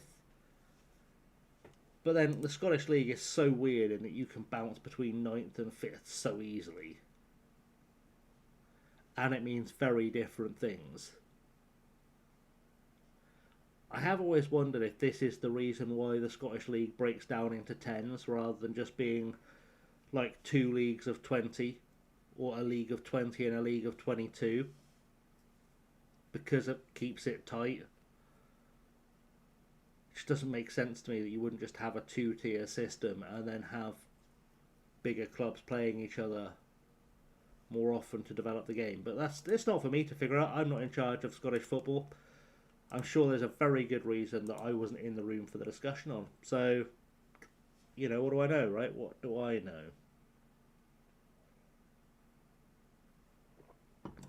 Right, the Trust Trophy is next, where we are playing Arbroath. What do we know about the Trust Trophy? Second round, are we in the second round? We are in the second round now. Arbroath are a championship side who are 9th in the championship, so the form's not good. But then our form's not particularly good either, so this could go go one way, to be honest, couldn't it? It's going to go one way. We are about to get slapped around, is what's going to happen.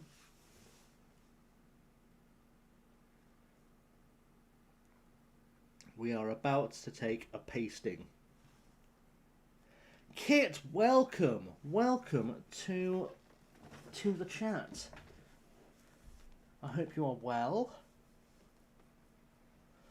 You have missed some of the fun we have been having.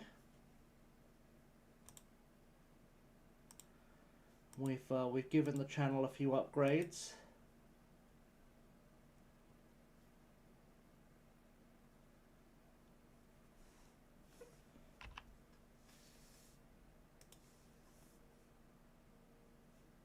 Which I think you'll enjoy.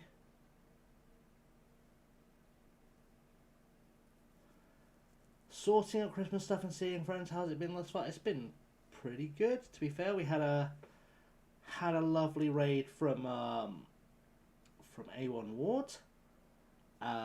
We've had some lovely chats about both wrestling and politics and Milton Keynes Dons. We have won and lost some football matches. it's been a pretty standard stream, to be completely honest with you. So I'm just looking for something in the dashboard, and I cannot remember where it is, but I'm sure I'll find it. I'm sure I'll find it.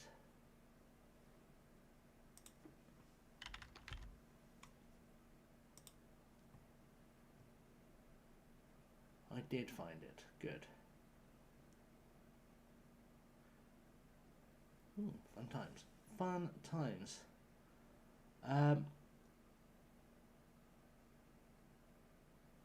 Sorry, just checking a dashboard. Anyway, yeah. So sort out Christmas stuff, seeing friends. Sounds like a great way to spend Christmas Eve. I spent much of earlier editing a video for Boxing Day, and then when it came out, it turned out horrendously. So I will be re-editing that video from scratch tonight. Luckily, I didn't delete any of the raw footage. Otherwise, I'd have just been crying tonight. And I have to wrap some Christmas presents, and I have to pack. So it's going to be a busy night. The other big news is that we have signed Liam, which is always good. Have to work tomorrow. Shouldn't be much. Going to spend it maybe half working, half baking at a friend's house. Fair.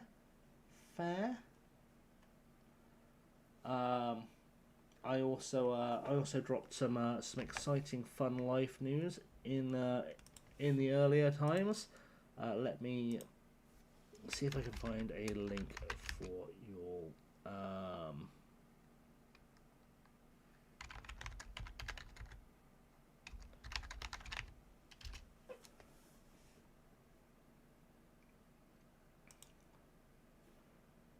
So I have just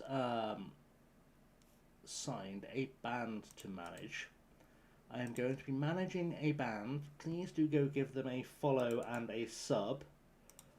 Help the boys out. There is new footage and stuff going up very shortly on their YouTube channel.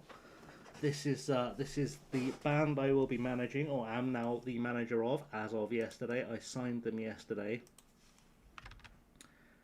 They are going to be. This is the same one, but yeah, they are now officially my clients. And they are very, very good. They are very, very good. They have shades of Radiohead, shades of Faith No More, some Primal Scream, bit of like small touch of like some Guns N' Roses energy in there, I'd say, and a bit of a touch of like Chili's energy in there.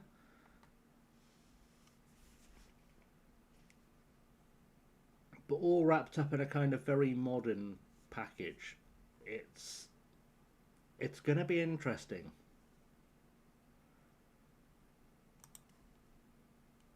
I do think they have the potential to be massive, which means I've now put a lot of pressure on myself to make that actually happen. But yeah, do go give them a look up.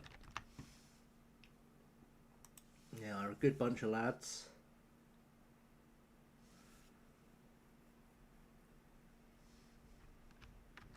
There are a few of their live shows up on the YouTube channel, so you can sit and watch an entire gig happen should you wish.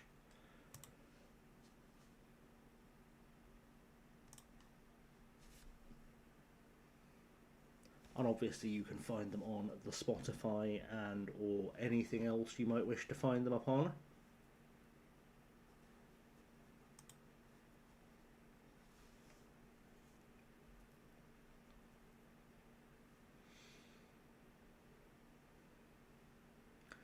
But yeah, that's going to be a big chapter for me outside of doing this in 2026. Very excited for it. Two of the boys in the band are away at university for half the year, so don't expect regular news updates on the band just yet. There are 3 singles dropping in the early part of next year that we will promote appropriately, and then we are going to have a summer where we record lots and lots of stuff, and they will be we'll be putting out new music pretty much every week, is what we've discussed. But they should be a big deal very soon. They've got a really good sound. Will, the singer, has an incredible voice on him. They've also got that golden combination of being lovely guys, really, really great musicians, and they're all really good looking lads. They've got like boy band good looks. Like, promoting them shouldn't be difficult at all. So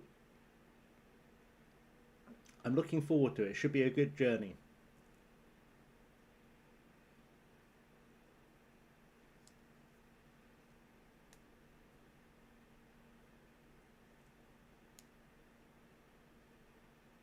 Should be a good time, a good journey. Coming to a venue near you is what we're going to say. They should be on Spotify.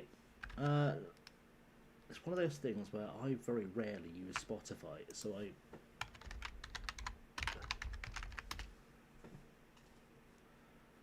I'm still kind of getting all of their ooh. Sorry, bear with me. My second monitor is having a moment, and I don't know why. Let me sign in. I was going to let me sign into my Spotify, but of course it's being a bum.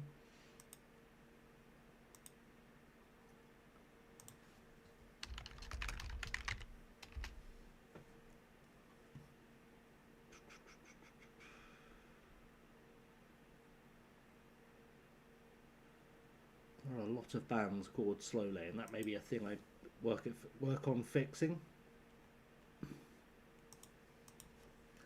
Maybe a thing I work on fixing.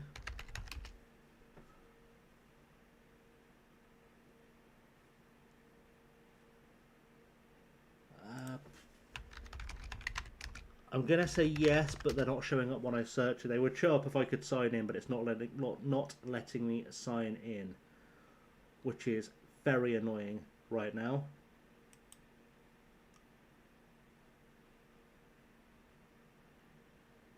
It is not letting me sign in. It's very, very annoying.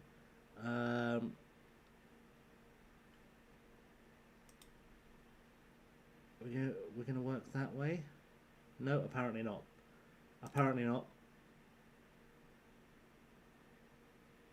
Because that would be too easy. That would be too easy.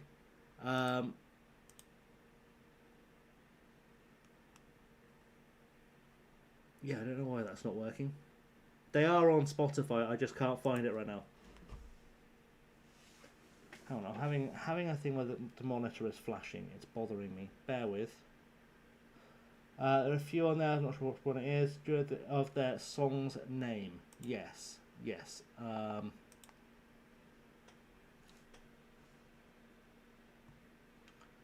fact, that's probably the best way to find it. You've probably chosen well. Oh. Putting some stuff in my headphones.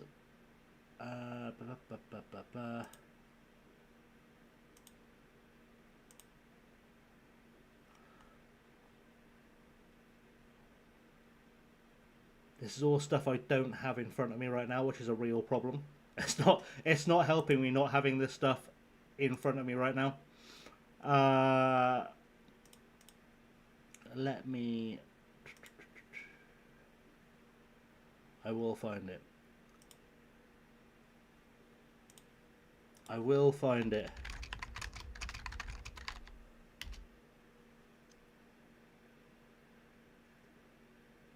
Eventually. They have a song called I Know You, but it's not showing up. It's a really good song. I don't know why it's not showing up on the... on the Spotify, because I know they're on Spotify. I just cannot find which one it is on Spotify. It's not going to be one that says Jesus is the answer. I can tell you that much for certain.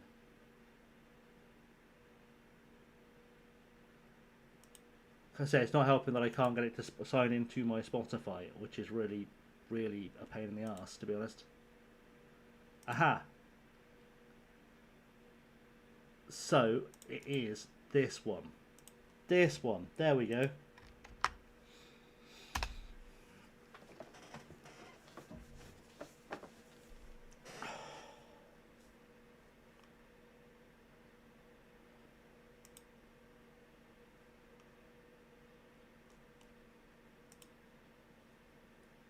You watch me be wrong about that and it'd be a completely different one, but I'm going to say 99.9.999 sure it's them. If I'm wrong, I'll update you when I've got it in front of me, but I don't have it directly in front of me right now. But either way, I will let you guys know what goes on with those guys, and once I've got all the links and everything properly organised, because as you can tell from the fact that I don't have my notes in front of me right now, and I've had to try and find that on Google, that side of the band is not being particularly well orchestrated right now, and I've been their manager for less than 24 hours, so I haven't had a chance to do anything with it yet. It's not been the first thing I did today, so we'll get all that in order. We'll make sure we've got like a proper link tree going and stuff, and then go from there.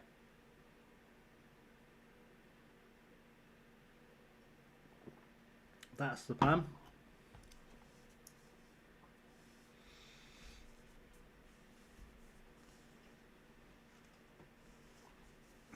But yeah, there's a lot of potential there. A lot of potential in that band.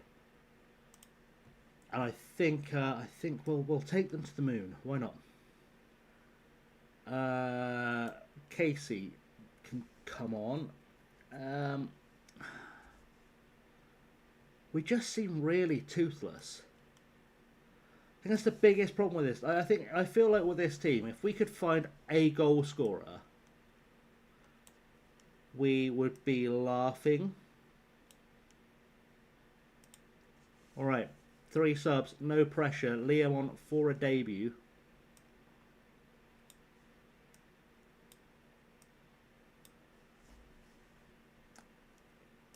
Let the magic happen. Let it play. Let it play. The magic is going to happen now. That's what I'm saying. Liam's going to score a winning goal against Arbroath. Up in the wilds of Scotland. They are 2 divisions above us, and it's still 0-0, which, honestly, I think is not the worst achievement we've ever had.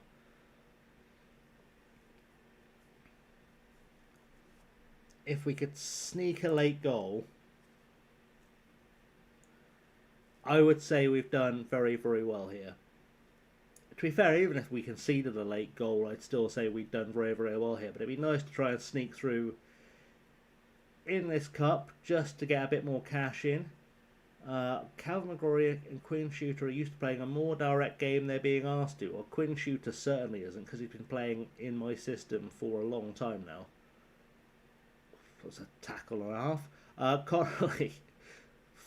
It's another save. It's another save from Long. Long is keeping us in this game. We do need a striker, though. I am starting to get vibes of like we need a striker.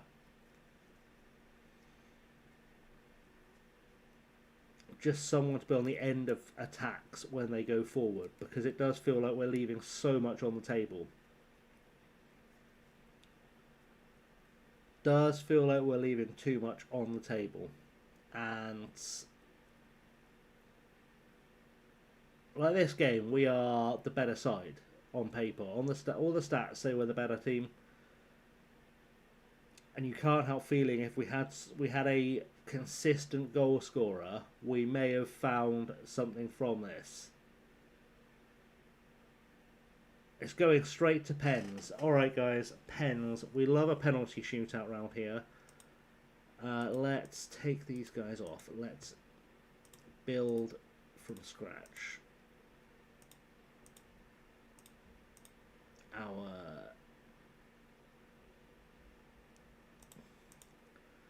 I'm not entirely certain about having Jeremy as the last penalty taker. That doesn't feel good to me.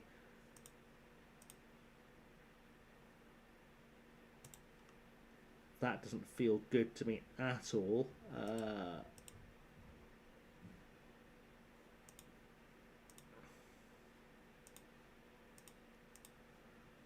Alright, here we go. Penalty shootout. Let's get past Arbroath in a cup. Longy's made a great save straight away. Longy saves the first pen. We're going to make this look easy. He's gonna save the first 3 and we're going to score the first 4. We're just going to take it simple. Peace out on the penalty shootout as quickly as possible. That's the goal here. We've got the first one. We've done the business we needed to business.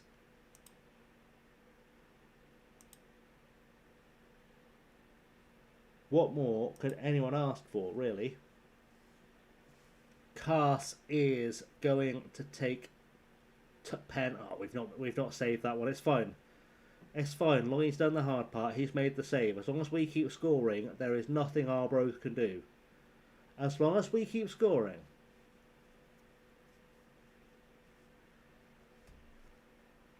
In fact, let's go very attacking, since it's letting us go very attacking. I love that you can still do shouts during penalty shoutouts.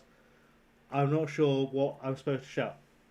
Unless you can press a button on your assistant manager, just pick. But yeah, that would be so much more helpful if that was still a thing. And you can just press continue, and it does do the same thing. But you know, it's just a button that feels like you did something. Like it feels like you had that conversation. It's the immersion thing people keep talking about. Is that at least you feel like you had that conversation. Darren Lang, he's stepping up. Put it away, buddy. God, job done. Job done. One more save. One more save from Longy, and this one's over. That's all I'm saying. One more save from Longy, and we're over. Yeah, pass maps are back next year, that's true.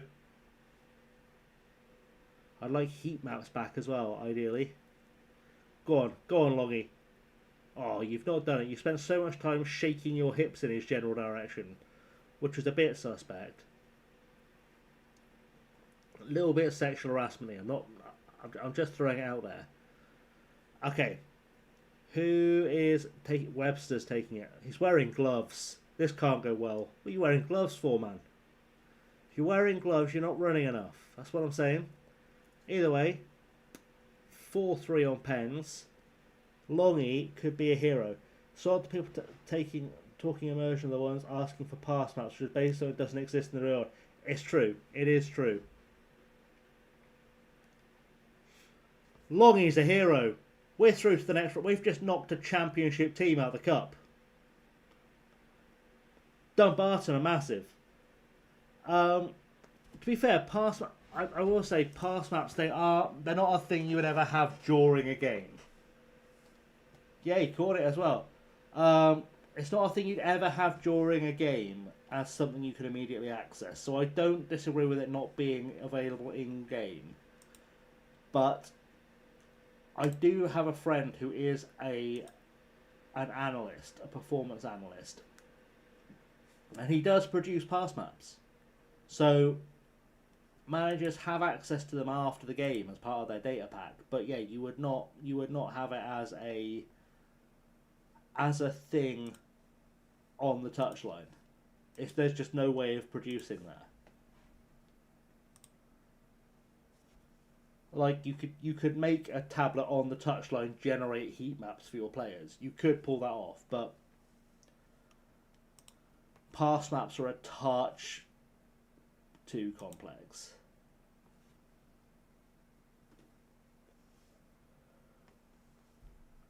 I can't remember what I clicked on the screen for.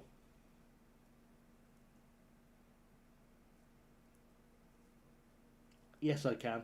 Yes, I can. I was there. we've reached that part of the stream. I was going to look for someone that could score goals for us. Have a little look at the depth chart and try and work out if there was someone that was going to score goals for us. Why remove a feature? Because the feature is useful to someone. Thing is, Liam, I don't think they've removed features. They just, that's it, Simon. They haven't rebuilt them in Unity yet. It's less a case that they took it out and more a case of they massively underestimated how big a switch Unity was going to be, and didn't give themselves enough time. And I've said that I've lost count of how many times I've said this between the channel and streams and things. The biggest mistake that SI made with FM26 was announcing the switch to Unity early.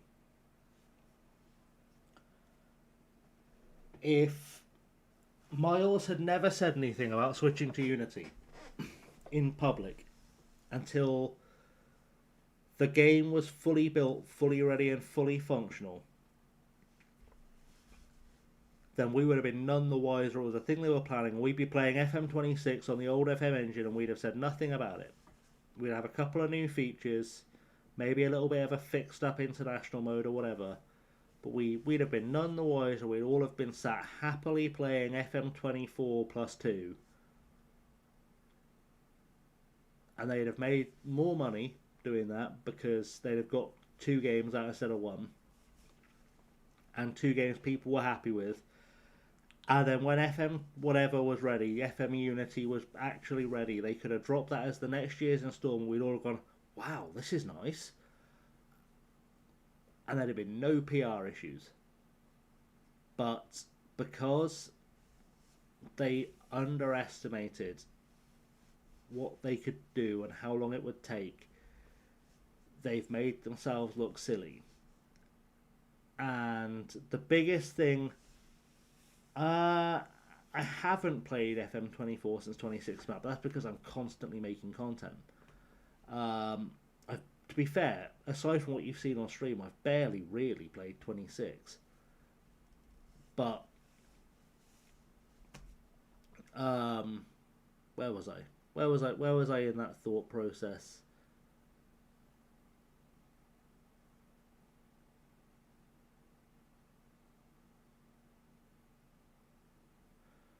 I'll get there. I'll get it back.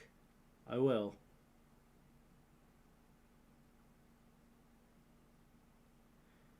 Yeah, if they just dropped a Unity FM 2 or 3 years down the line, we'd have all just gone wow and carried on our lives and all been happy. But also as well, I will say, 20k playing FM24 and 58k playing 26, and that's pretty interesting numbers. Almost makes me think, should I go back to making FM24 content? Does make me think, is there a market there I'm not fully playing?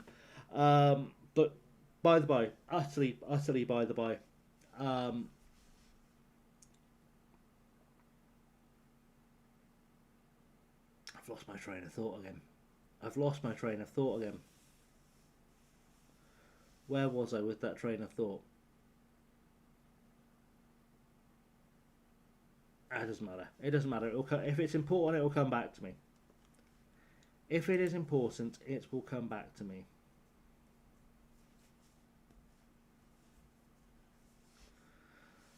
That's what we'll say. Right, we have got to play Edinburgh City next. And then a team I am reliably informed are called East Fiffy. So I am told. I am told they are East Fiffy. What time have we got? Oh, almost 10. Jesus. Almost 10 o'clock.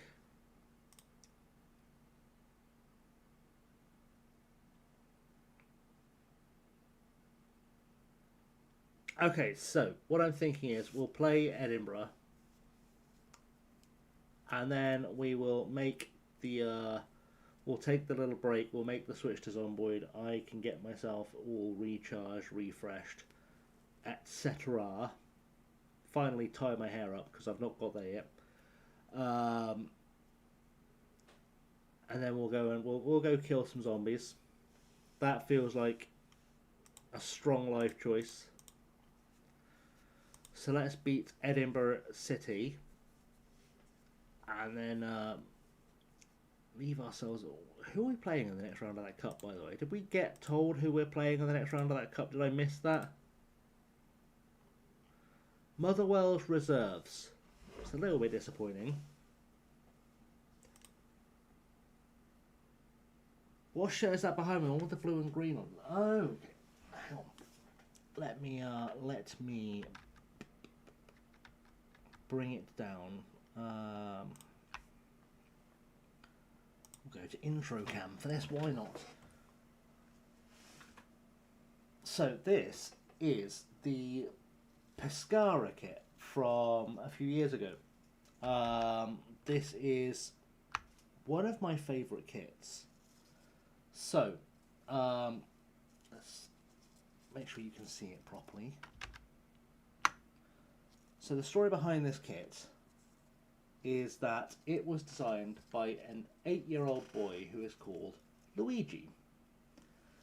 And he is a Pescara fan. And they had a competition for local school kids to design a kit. And all the proceeds from these shirts go to charity. They go to a local, I think it's a local kids hospital. And so when I saw that, I had to have one because A, it's adorable. The dolphin is really cute, and the rainbow and the football. It's a really cute kit. It's a really adorable kit. But also the fact that it was designed by a little kid and all the money's going to charity, I had to buy one. It is unique. I think they might still be selling them as well. Your shirt is a little more boring than usual, Kit. What are you rocking for us today?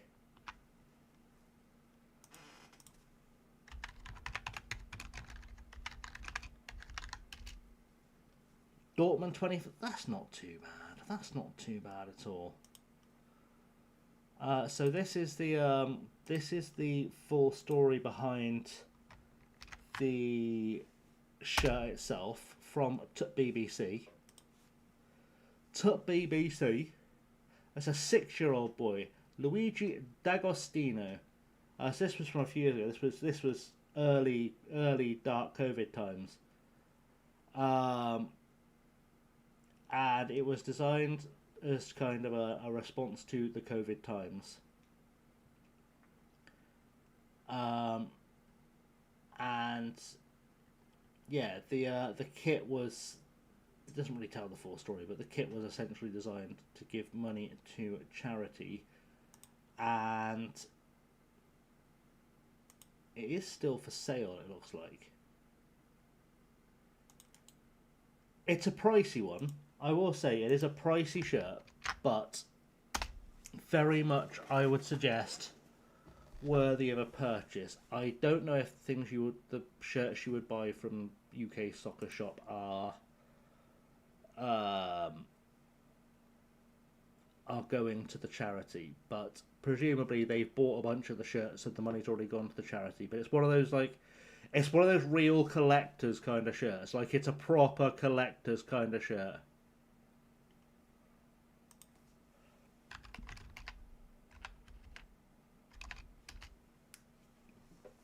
I'm just trying to have a look, see if there's a place where the money is still definitely going charitable.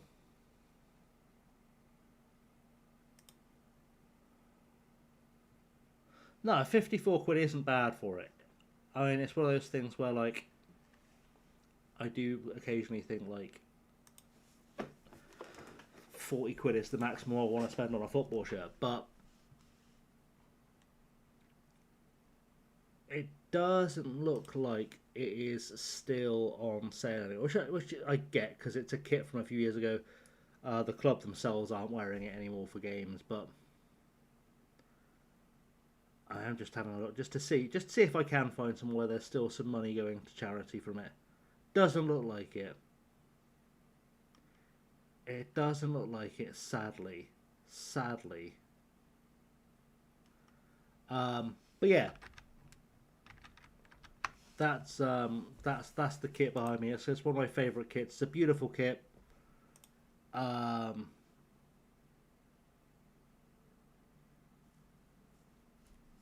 I like the story behind it. And like you guys know I love a nice shirt. I like a nice football shirt, but I love a nice story. And when those two things combine, it's really, really beautiful.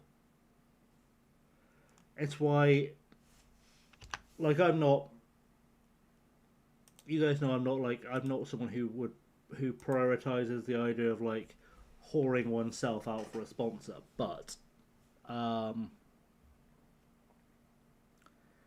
if there was one I would like, it would be the Sangalo one.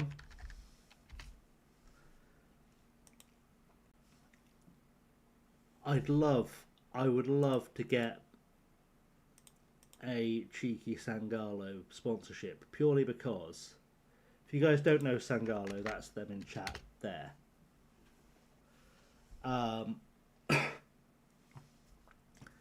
So they have all these kits from all random corners of the world that they make for and in collaboration with the clubs, and they're all beautiful designs.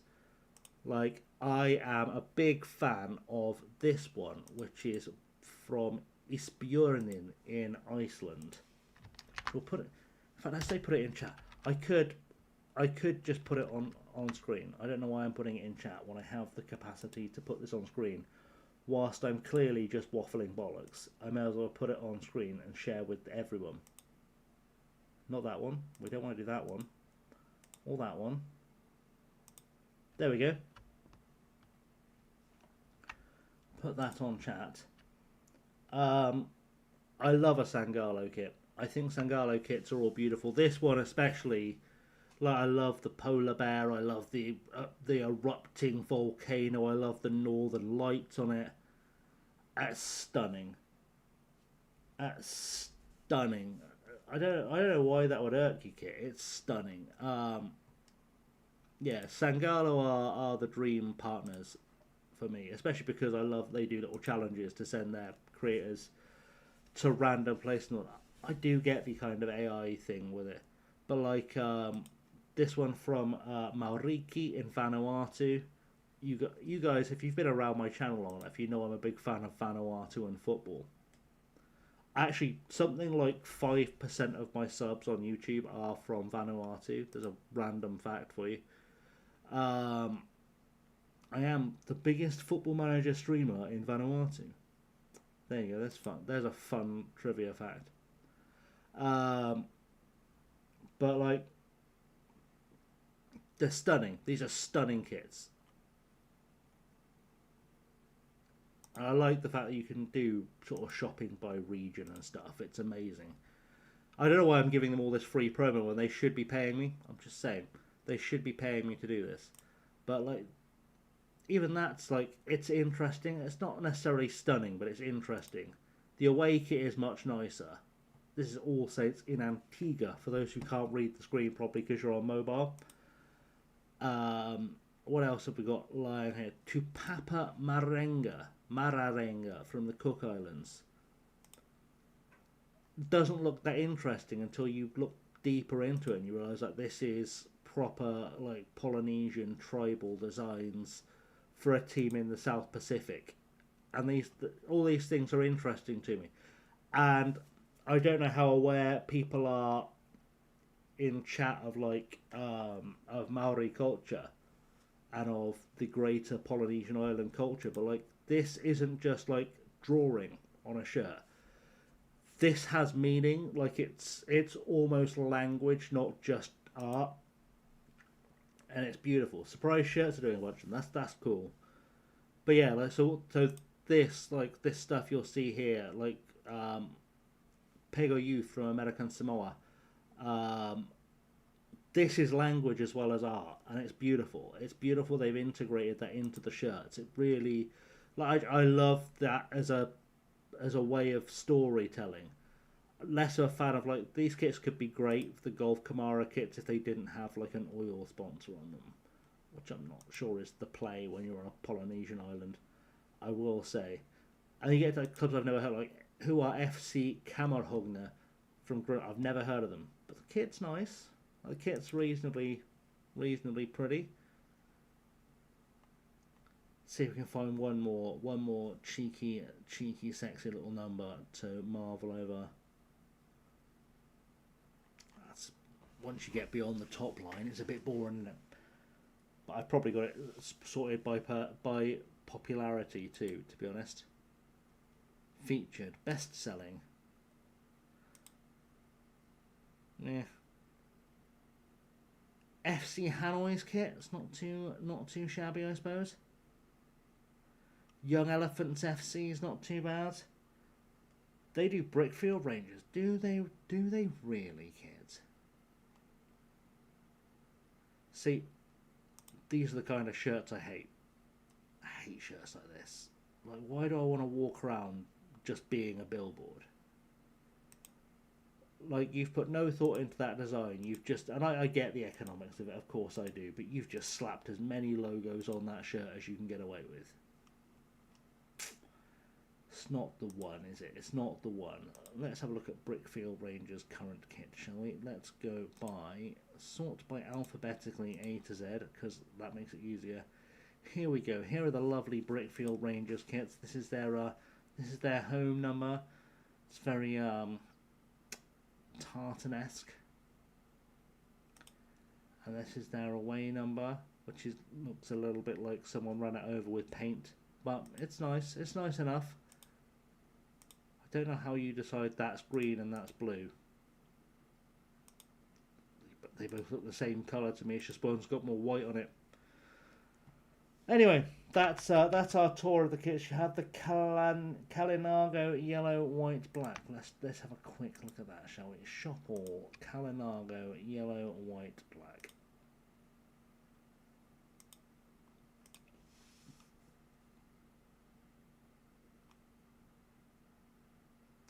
Surprise jerseys bundle. Oh.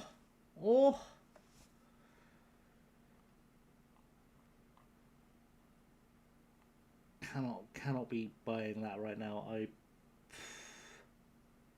The blue is currently the 3rd. Let's have a little look. Okay, that makes sense. This one, kit, yeah, or the other one.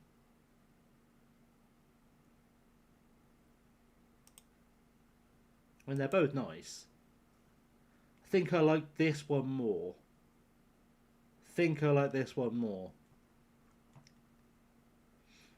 But see, if it wasn't for the fact that Christmas is happening and money is very, very tight right now, because Christmas is happening and I have, kids, and a massive family, which I don't think I've ever mentioned on the. I don't think I've ever mentioned this as part of the lore on the channel, but I am the oldest of 13 siblings, and thus I have both kids and nieces and nephews and whatever NB equivalents of these things we can assume will happen at some stage.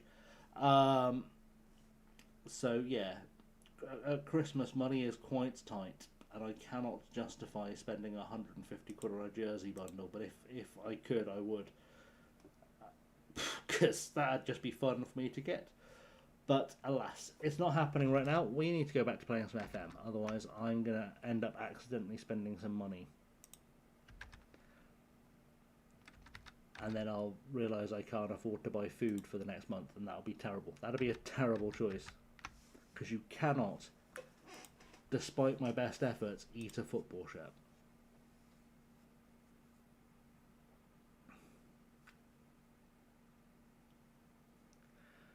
Oh, kid, that's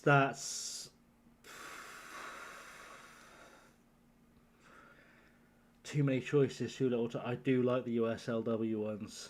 I am a big fan of the USLW ones. And I really want that Pacific kit. I really want to track down one of those Pacific kits as well. Too many shirts, not enough time or money.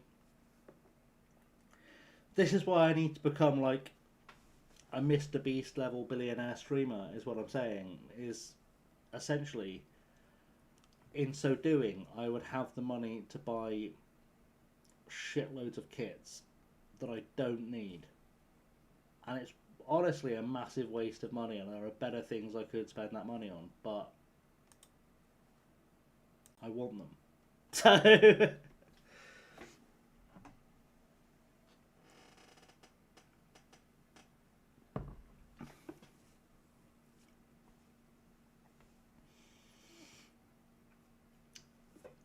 you know, I will always be a problematic when it comes to never having as much money as I would like to spend. I always think Innes is a girl's name, not a guy's name. But then I suppose I could make the same argument with Quinn.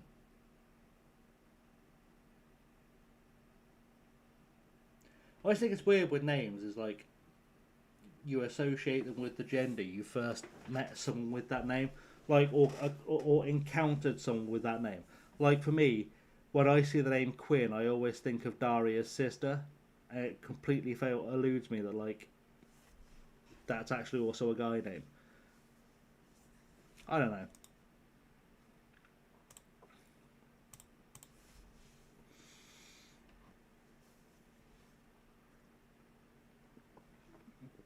The important thing is we're going to beat Edinburgh, and we are going to end the stream, end the FM part of the stream, end the stream for YouTube, on a win. That's how I feel. And then we will have a little bit of fun times with zombies,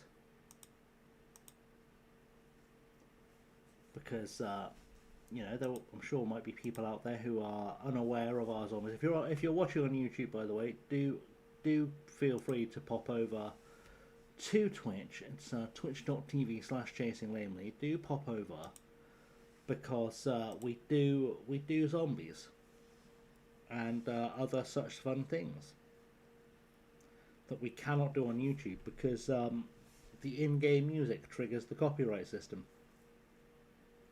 To be fair, I'm also, my brain does have a thing where I'm thinking the sound clips from the Twitch alerts, the stream elements, might trigger the copyright things, and I might have to rethink them.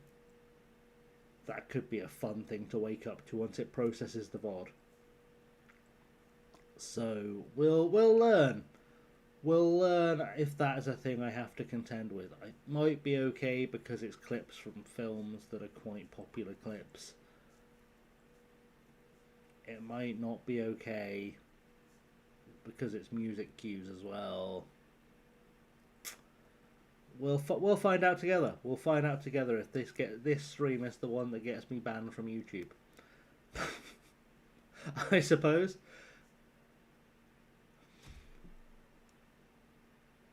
Suppose we will have a learning experience.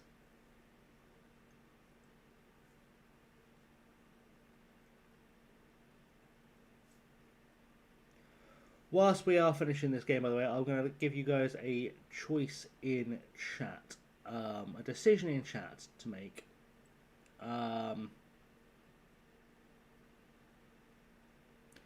Do we want to raid out whilst I am just reconfiguring all the things on the computer, or do we just want to go on a hold and I will play you guys some sounds of the new band? How do we feel?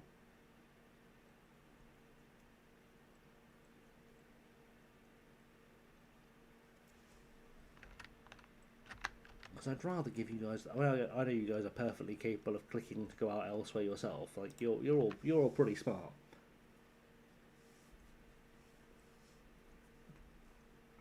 There are some lovely people currently streaming FM. Ryan is streaming. McKins is streaming. Michaelinho is streaming. Who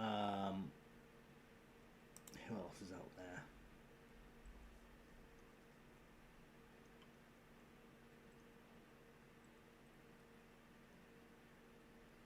McKins is currently in a Champions League final with Swansea. Journeyman is currently with Oxford City.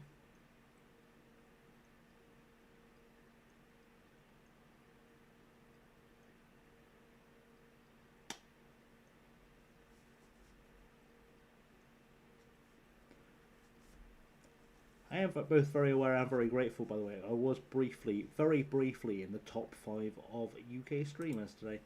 There we go. New band are we?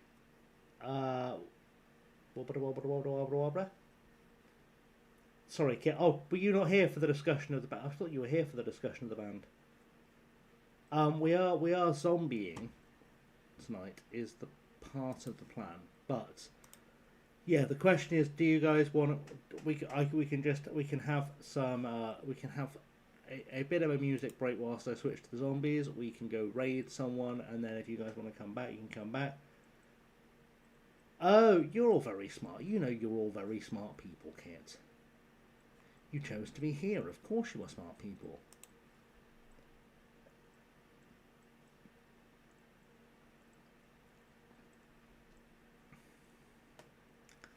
Do you feel like our front 4 are going to get changed at the next subs?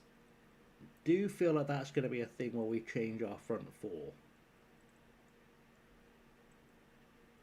Try and chase and goal. Or Ali Roy could just score and goal and make me entirely redundant as a prognosticator of football. He's not been great up until doing this, but then he also turned and did this. So, do we decide he's been crap today, or do we just decide he was having a slow start to his day? Like, I think Liam is saying we have the break with the new band. I think that's probably wise.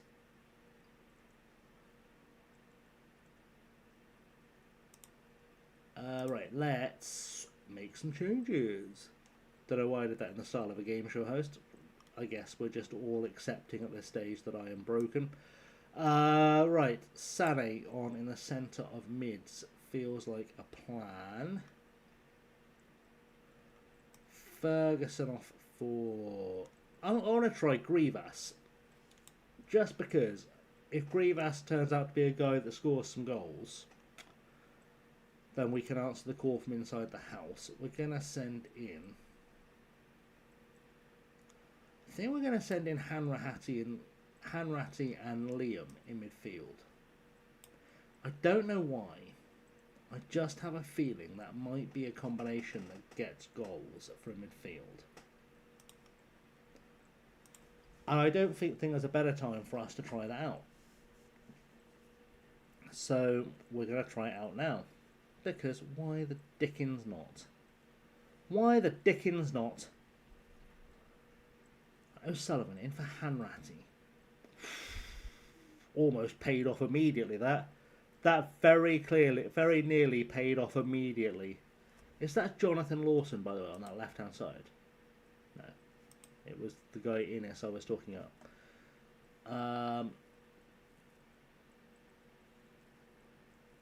I have to remember it is pronounced Innes when it's a guy's name, and it's Inez when it's a girl's name as well. There's a fun thing we've all learned. Well, I say we've all learned. There's a thing I've taught some people, but it becomes Inez when it is a girl, and it's Innes when it's a boy. Even though they're spelt the same. I don't know why. I don't know the law behind that, but that's a thing I happen to know is a thing. This is going to be a full-time highlight. I am almost certain, unless we turn and score. I thought Liam... We've scored. All right. Well, forget what I just said. I thought Liam was going to turn and score, and then when it didn't happen, I kind of gave up. But it doesn't matter because Liam gets the assist of the assist. A great little flick, by the way, from Martin Payne, the right back who wears number 9. And we have got a late head in hands from the Edinburgh City players. We've got a late winner. And I'm not going to lie, that feels pretty good. It doesn't quite get us back in the playoffs, but it feels pretty good because we are now a point behind the playoffs. A point behind the playoffs. Very well then. We weren't at our best, but we got the result. It's a fair shout, I would say. Okay, so let us save the game there because we have made our way into December. Roy has inspired us to win. It's good work from Roy. I am going to say goodbye to the Tube of You. If I can find the window/tab I have the Tube of You on.